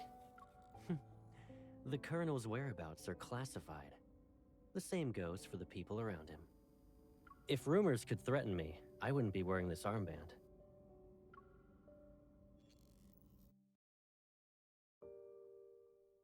Caleb's personal aircraft carries us away from Skyhaven's main island, and we go to the surrounding guard stations. Golden sunlight traces the crystalline lines across the viewport. In the cramped cockpit built for two, I tell him everything that happened when we were separated for several months. The researchers being killed one after another, the documents Grandma left behind, and the Aether Core within me. Since Operation Aether Ordeal and the Spatial Core are confidential, I omit the details related to the Association's investigation. Caleb, the one who's pulling the strings is Ever. Behind his goggles, Caleb's gaze is unreadable.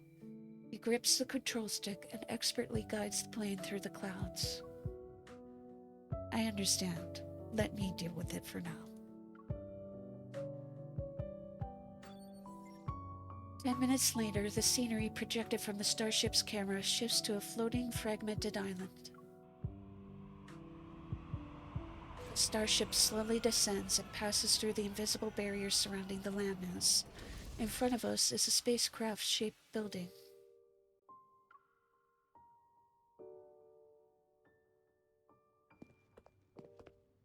Here we are.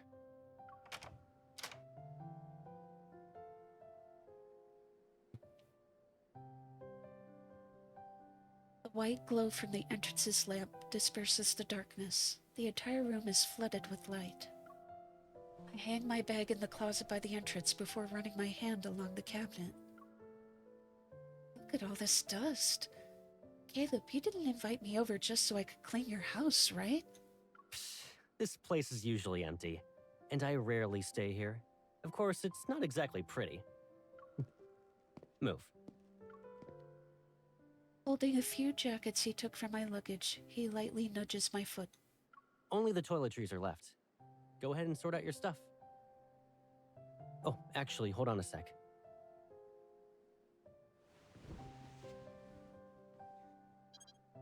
After tossing my jackets aside, he takes my finger and presses it on the door's lock.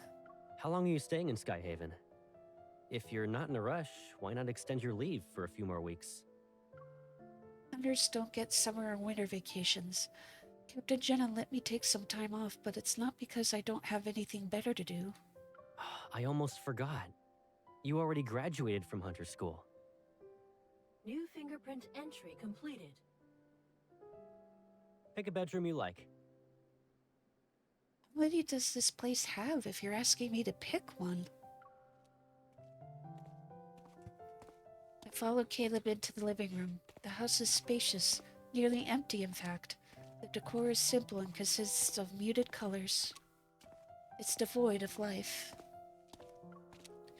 Caleb, are you planning to live in Skyhaven? Why do you ask? Doesn't this mean we'll be separated again? You don't want that to happen, right? I'll be busy since I'm a hunter. Just giving you a heads up in case you'll miss me. After navigating through several doorways, I stumble upon a bedroom with comfortable lighting. I stop before it. Yeah. Without our wanderer-chasing hunter, we'd all be doomed. Caleb leans against the doorway and looks inside. You like this room? Seems cozy. Okay, then.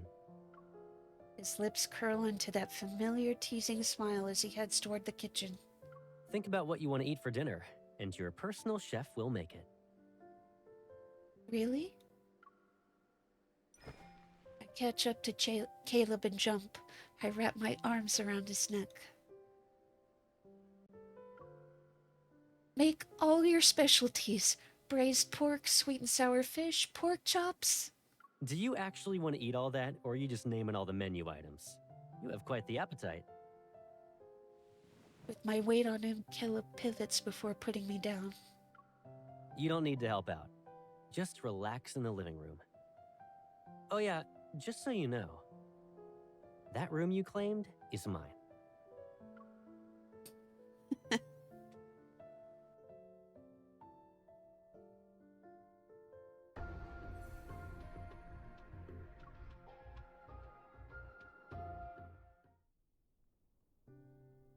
After dinner, Caleb insists on clearing the table himself. He tells me to rest and he'll get my bedroom ready soon. I hesitate for a moment before deciding to ask him about the explosion incident. Just as I reach the terrace, thunder roars from outside. The sound alone makes me jump. Maybe it's because we're closer to the sky here. Seeing Caleb's busy figure, I calm down a little. Caught by his gentle gaze, the words stick in my throat. I can only say a random sentence. I want a soda. Caleb steps aside, creating a path for me to get to the fridge. Do you want one? He doesn't decline, so I offer him a soda can. You're gonna move your hand when I try to take it. I'm not falling for that again. Stop acting like a baby. I'm done with those childish antics. Caleb reaches out, but I quickly move my wrist so the soda avoids his fingers. You! Before I can finish, the soda falls from my hand. Caleb effortlessly catches it. Talk about immature. We toast, our cans clinking against each other. Another roar of thunder startles me, however. I choke. Still a scaredy cat? Caleb can't help but chuckle. He pats my back, and as if recalling something, he looks out of the window into the night. I thought you weren't afraid of it anymore. What do you mean? Caleb sets down the soda and brings up a tablet that controls many of the house's utilities. The curtains are shut, which protects the room from the storm outside. Remember your astrophobia from when you were little? Didn't you usually hide whenever thunder rolled in? Maybe it was because thunder sounded too much like a wanderer's roar. I was still terrified of it months after the Chrono Rift catastrophe had ended. At first, I thought you were playing hide and seek with me. But then I saw you were just frightened. I always remember the minor details. But eventually I became immune to it. And who should we thank for that? I look up. With his eyebrows slightly raised, Caleb grins, and reflecting on those memories, I pretend to be clueless. You should thank my resilience. You ungrateful pipsqueak. Caleb teases me and pinches my nose. Chuckling at my reaction, he lets go. Of course, I remember that whenever there was a storm, regardless of whether it was during the day or at night, he always stayed by my side. I didn't dare to fall asleep, but Caleb always covered my ears until I dozed off. The thunderstorms trapped him, the most popular kid on the block, inside the house, and so he had to seek refuge with me in various hiding places. No one else knew it was me that was trapped home, and Caleb was the one who broke that magical cage. Caleb, why were you always the first person to find me? It didn't matter whether I hid in the closet or the attic. We probably have a telepathic connection. You just got lucky every time. Yeah, and? Doesn't matter if I'm lucky or not. Sentimentality grazes my heart's surface. My hand that's resting on the fridge subconsciously twitches. Why do I feel awkward all of a sudden? I mean, isn't telepathy usually something twins have? Like the ones who are involved in this incident? Thinking of those two that were affected by the explosion, my voice lowers. Over the next few days, there wasn't any progress in finding Kevi, and his sister Mia is still recovering. Caleb, You still want to investigate? Caleb has read my mind. I hesitate for a moment before nodding. Kevi is still missing, and I need to know if Ever is related to the explosion. If Ever is involved, there's a good chance I'll get important info that's connected to the Aether Core. Kevi might have already been marked as their target. The fleet will handle it. And even if you doubt them, can't you trust me? Since you're on vacation, why not just kick back and relax in Skyhaven? But Caleb... His sister must be worried sick about him right now. She probably wants to be with Kevi again. I'm already your adjutant. I promise not to cause any trouble. If anything bad happens, I'll take full responsibility. Ow! Something hits my head, but it's not a light tap or smack. Caleb has a serious expression. What are you even saying? I always have your back. Don't even think about drawing a line in the sand. Take care of yourself. Do that, and you can investigate whatever you want. So after everything draws to a close, can you come home with me? I remember you saying you'd be fine by yourself. But it seems like you still want someone with you. I'll worry about you if we're always separated. Is that the only reason? His gaze shifts down after suddenly using a softer voice.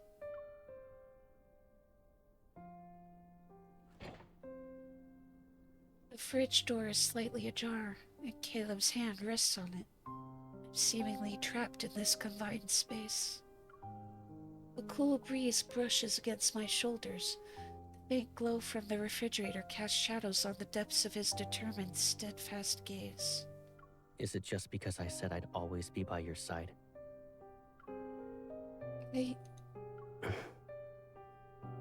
I'm just messing around. What's wrong? Cat got your tongue? Feeling the tension dissipate, I pretend to be annoyed as I push him away and change the topic.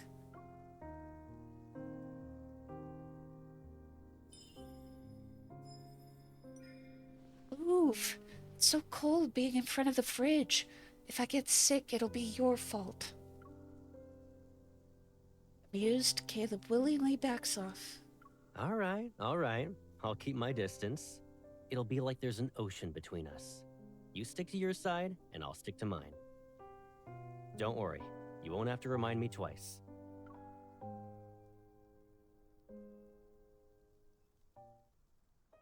Caleb has returned to my side. I should be relieved, happy even. But I tossed and turned in bed that night. As I open my eyes, the bright morning light filters through the curtains. A warm glow is cast on the bedside. After staring at the dimly lit ceiling for what feels like an eternity, I wearily get up. The house is silent. Seems Caleb just left. My breakfast, still warm, is sitting on the dining table. I notice a note tucked underneath it. Your highest priority is resting and enjoying your meal. Everything else comes second. I smile as I fold the note. When I sit down, I get a voice message. Did you eat breakfast yet? I'll be sorting some things out with the fleet. I'll pick you up later. Yeah, okay. I finish eating my breakfast while going over last night's plan in my head. Alright, it's time to visit that medical center.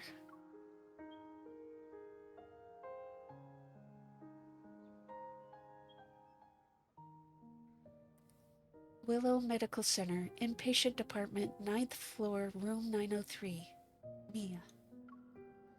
Thanks to Caleb's support, I quickly find the place where Mia is recovering in. It's been said that Kevi and Mia are very close. She's the key to finding him. I'm terribly sorry, Adjutant. The patient has just recovered from being in critical condition. Visits are prohibited unless her primary care physician authorizes it. This applies to fleet personnel as well. Could I speak to the doctor then? The nurse looks me up and down. There's a hint of suspicion in her eyes. Dr. Jones is busy with meetings with a visiting team of medical specialists. The earliest you can schedule an appointment with him is next week. I understand.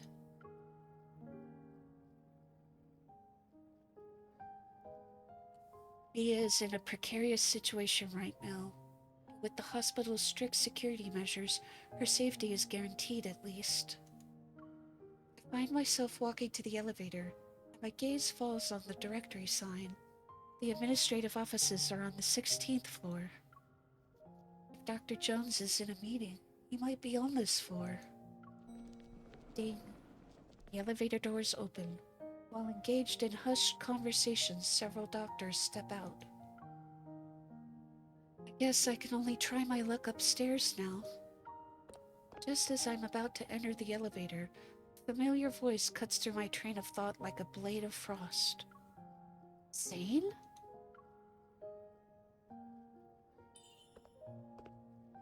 Zane!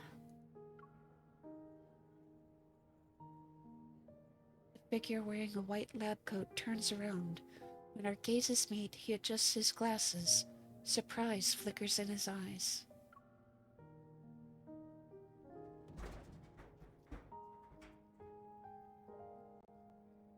Is this the confidential schedule you talked about 2 weeks ago? Don't worry, I'll experience memory loss once I'm back in Lincoln. At the vending machine, Zane gets himself a latte. Gives me a bottle of pear juice. If I'm not mistaken, a few days ago you said the association ordered you to take leave. However, I didn't think a medical center in Skyhaven was a vacation spot. Well... He slightly tilts his head back to sip his coffee, and frowns because it isn't sweet enough. He scans the department signs on this floor. You don't have to explain why you're here. It's obvious. I sigh and give Zane a rundown of the incident. I figured I could talk to Mia and see if she knows anything about Kevy. Mia is no longer in critical condition. She should be able to receive visitors. Do you know Mia? Her primary care physician used to be my colleague. He mentioned her during his visit. Since Mia was exposed to a metaflux explosion, I checked her heart to ensure she's all right. How is she now? Her physical recovery is going well, but she was badly shaken by the accident. Mia still displays signs of avoiding the outside world, but you talking to her might help ease her nerves. If it's possible, I'd like to try. Zane taps the folder containing medical records. Then he looks at me. Give me a second. I'll ask.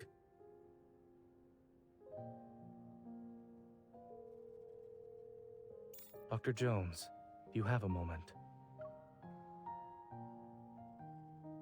A few minutes pass, then Zane puts his phone away.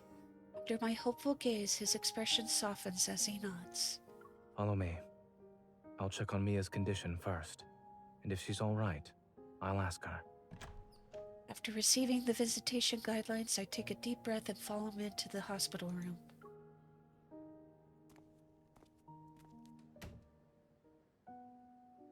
In the pristine white room, a young girl around 10 years old sits on the bed. Her face is covered in bandages. Mia, the nurse said you drank some milk today. That's good. Mia turns her head without responding. With a blank stare, she looks out of the window. Zane crouches down by the bed. He gently touches Mia's elbow. Since you listened to the doctor and the nurse, it doesn't hurt as much now?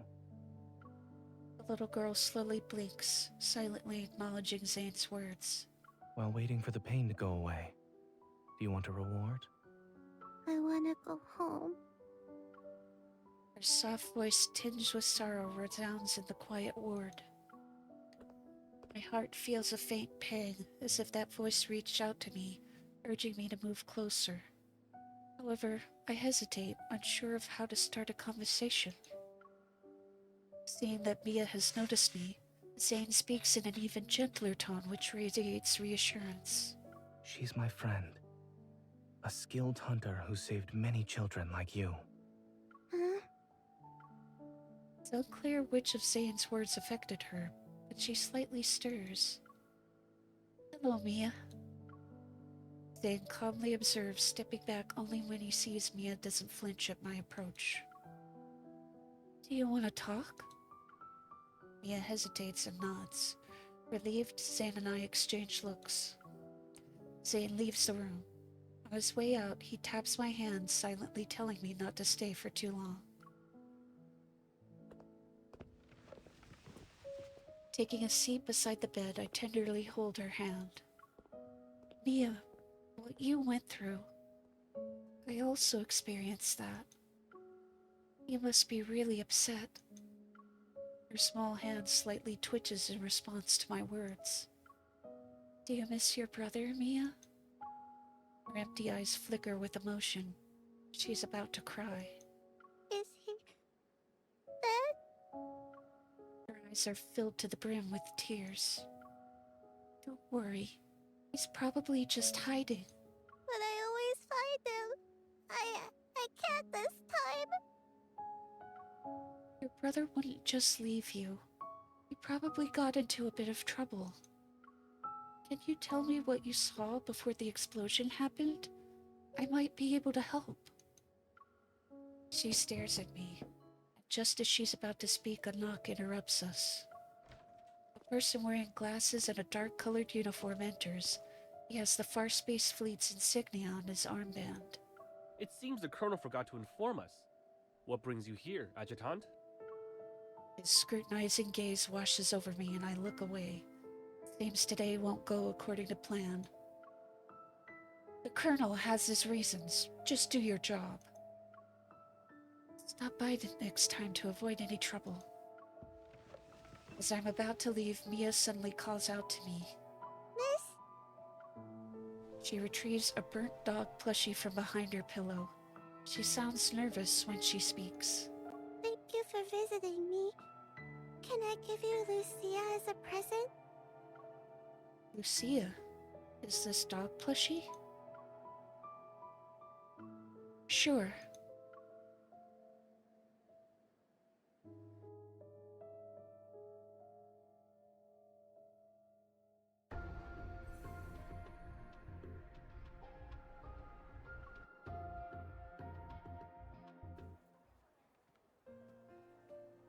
Cool mist rises slowly from the lawn, leaving only a shadowy outline of the hospital wing's streamlined white architecture. I squeeze the dog plushie named Lucia. I'm genuinely puzzled about what Mia's intent is. Is this just a gift? Have you made any progress? Zane sits down next to me. He gives me a cup that's filled with a drink. I don't know what it is, though. Is this milk tea, a health drink, or a fruit slushie? Warm water. Calmly looks over before lowering his head. Then he gently squeezes the dog plushie's cheek. As usual, he delivers his dry humor with a straight face. Furrowed brows, pursed lips, and a scrunched up face. All symptoms of severe dehydration. There's no way my face is... I quickly relax my expression, but my brows furrow again upon seeing Lucia. Mia clung to this plushie from the site of the explosion to the medical center. Now it's with you. What did she say? I said I'd help her find her brother. Kevi? Zane pauses, his thoughts drifting for a moment before he shifts slightly. His tone becomes more solemn. Something or someone must be behind his disappearance. However, by getting involved, you'll have to confront people who are also searching for him. I know. While the Farspace Fleet dealt with the culprit behind the explosion, the whole thing feels too similar to what happened to me. I'm not sure, but Ever must be involved somehow. Kevi must have something they're after, or there's a secret they're desperate to keep hidden. The closer you are to the truth, the closer you are to danger. If you truly thought this through... Once they make their move, there will be a second time and then a third. I can't just stand there and watch the same tragedy repeat itself with these two. Aside from Ever, there's another curious matter. I studied in Skyhaven and worked at Willow Medical Center for a while. As a result, I'm familiar with the general atmosphere of this place, but I've noticed how different it is from what I remember. What are you trying to say? The fleet. Back then, the fleet wielded a considerable amount of influence beneath a modest facade. They spent most of their time carrying out exploration missions in the Deepspace tunnel. A majority of the people who worked here for 7 to 8 years had never seen what their vessels looked like. This sort of large-scale operation where their forces have been deployed on the ground is unprecedented.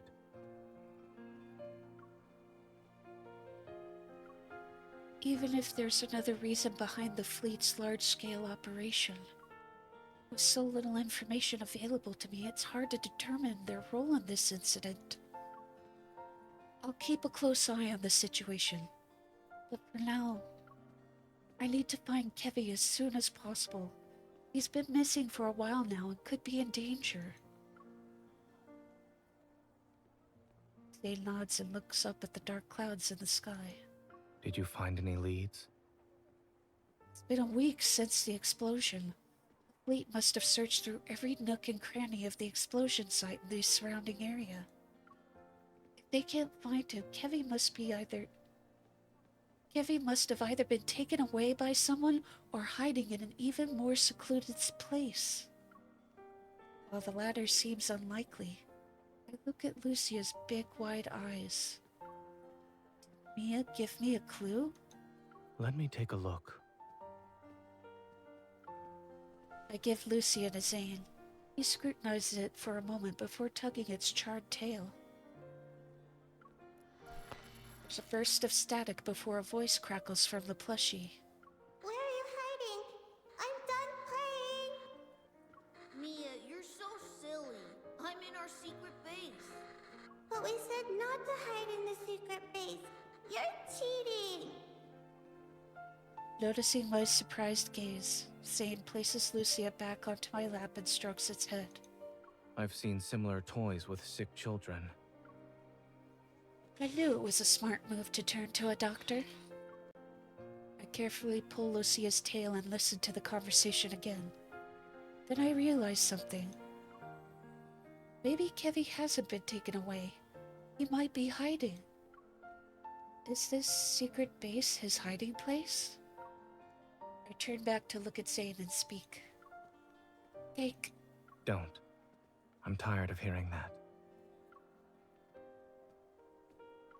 When we're back in Lincoln, I'll buy you the latest item on Maltosio's dessert menu. I suddenly recall how Zane had taken several consecutive days off after returning from Chanxia. It's something he rarely does. You've already used up some of your vacation time. Will you be busy later? I could get the dessert to go and give it to you at the hospital instead. This is the first time I've heard of someone inviting another out for dinner by using a complaint. I'm afraid I'll bother you when you're busy. Zane slowly leans back, studies me for a moment, and then reaches for the cup of warm water. His expression remains indiscernible. I suppose what you need isn't water, but something that's more than lukewarm. What do you mean? Noticing my confusion, Zane slightly tilts his head and responds with a smile that carries amusement and resignation. We both have to deal with challenges, one after another. If we want to see each other, then there will be moments like this where we can sit together, no matter how hectic things get. He lifts Lucia's head and the plushie stares at me with its dewy black eyes.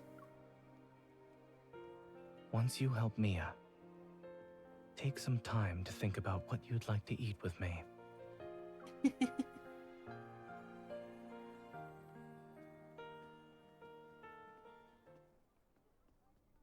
Following the explosion, the Farspace fleet uses Wanderers as a reason for sealing off the area and evacuating all residents within a 2-kilometer radius. Maybe the week-long search has led them to believe Kevi is no longer in this neighborhood. No fleet soldiers are stationed here tonight.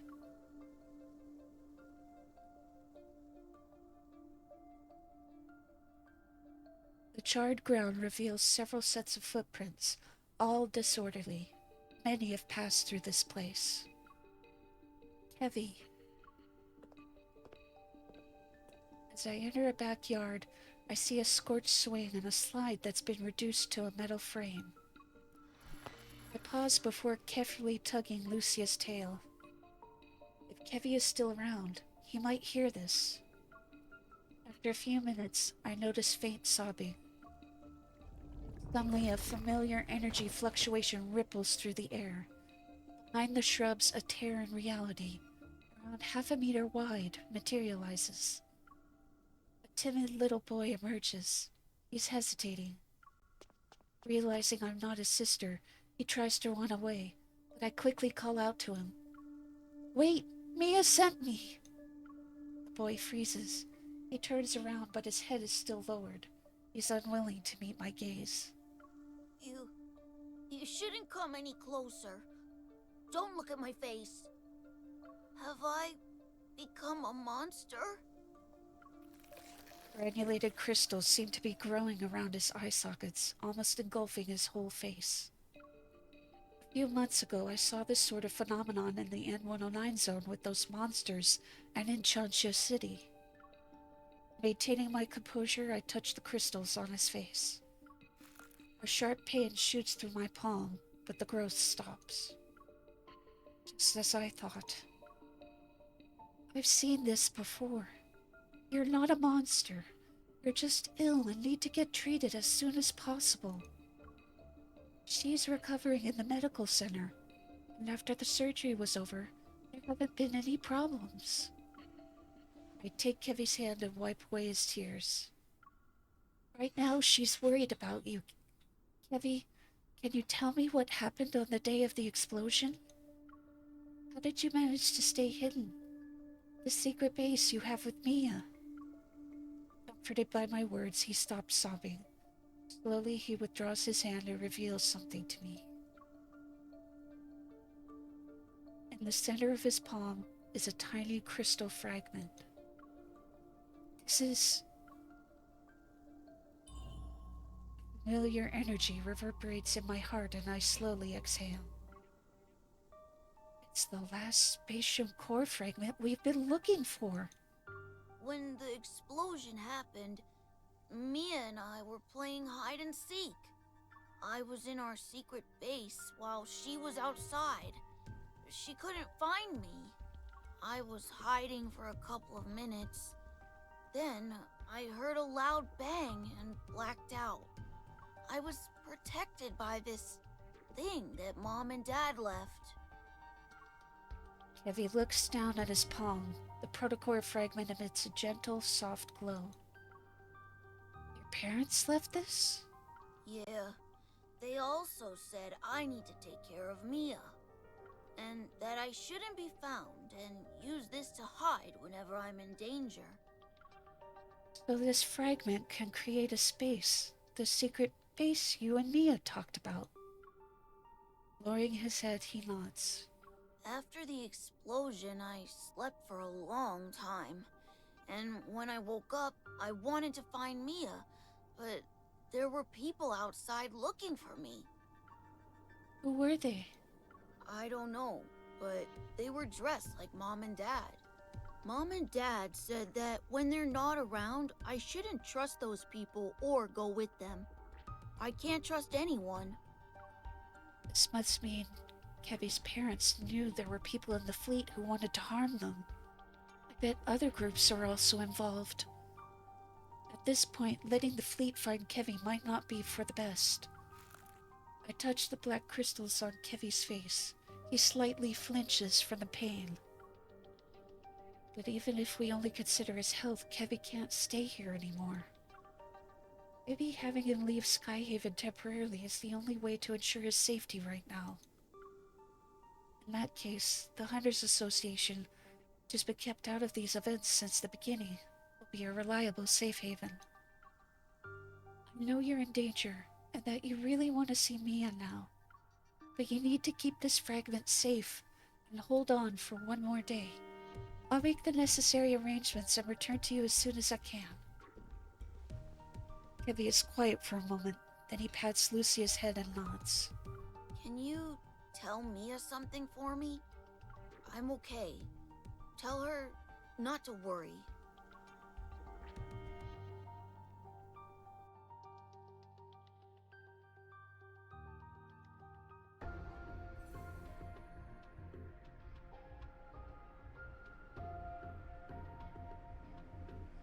Oh. You know, I'm still feeling pretty worn down from yesterday. I think what I'll do is I'll go ahead and stop here for now. So, depending on how things go, I might try and do one more stream tomorrow. Otherwise, the rest of the story will have to wait until after Anime Expo. But, I'm gonna stop here for now. At the very least, we got to see Caleb. So, you've gotten a taste of all of the guys now in this game. For those that are here watching with me today, thank you for being here. If you haven't already, please be sure to give me a follow here on Twitch. That does help me with my goals here. For those watching in the future, thank you for checking out my VODs. Please be sure to subscribe to my YouTube channels. That'll let you know when more VODs are available in the future, and when I upload songs to my main channel. Well, that's all for now. Have a fantastic day. See you next time. Bye-bye.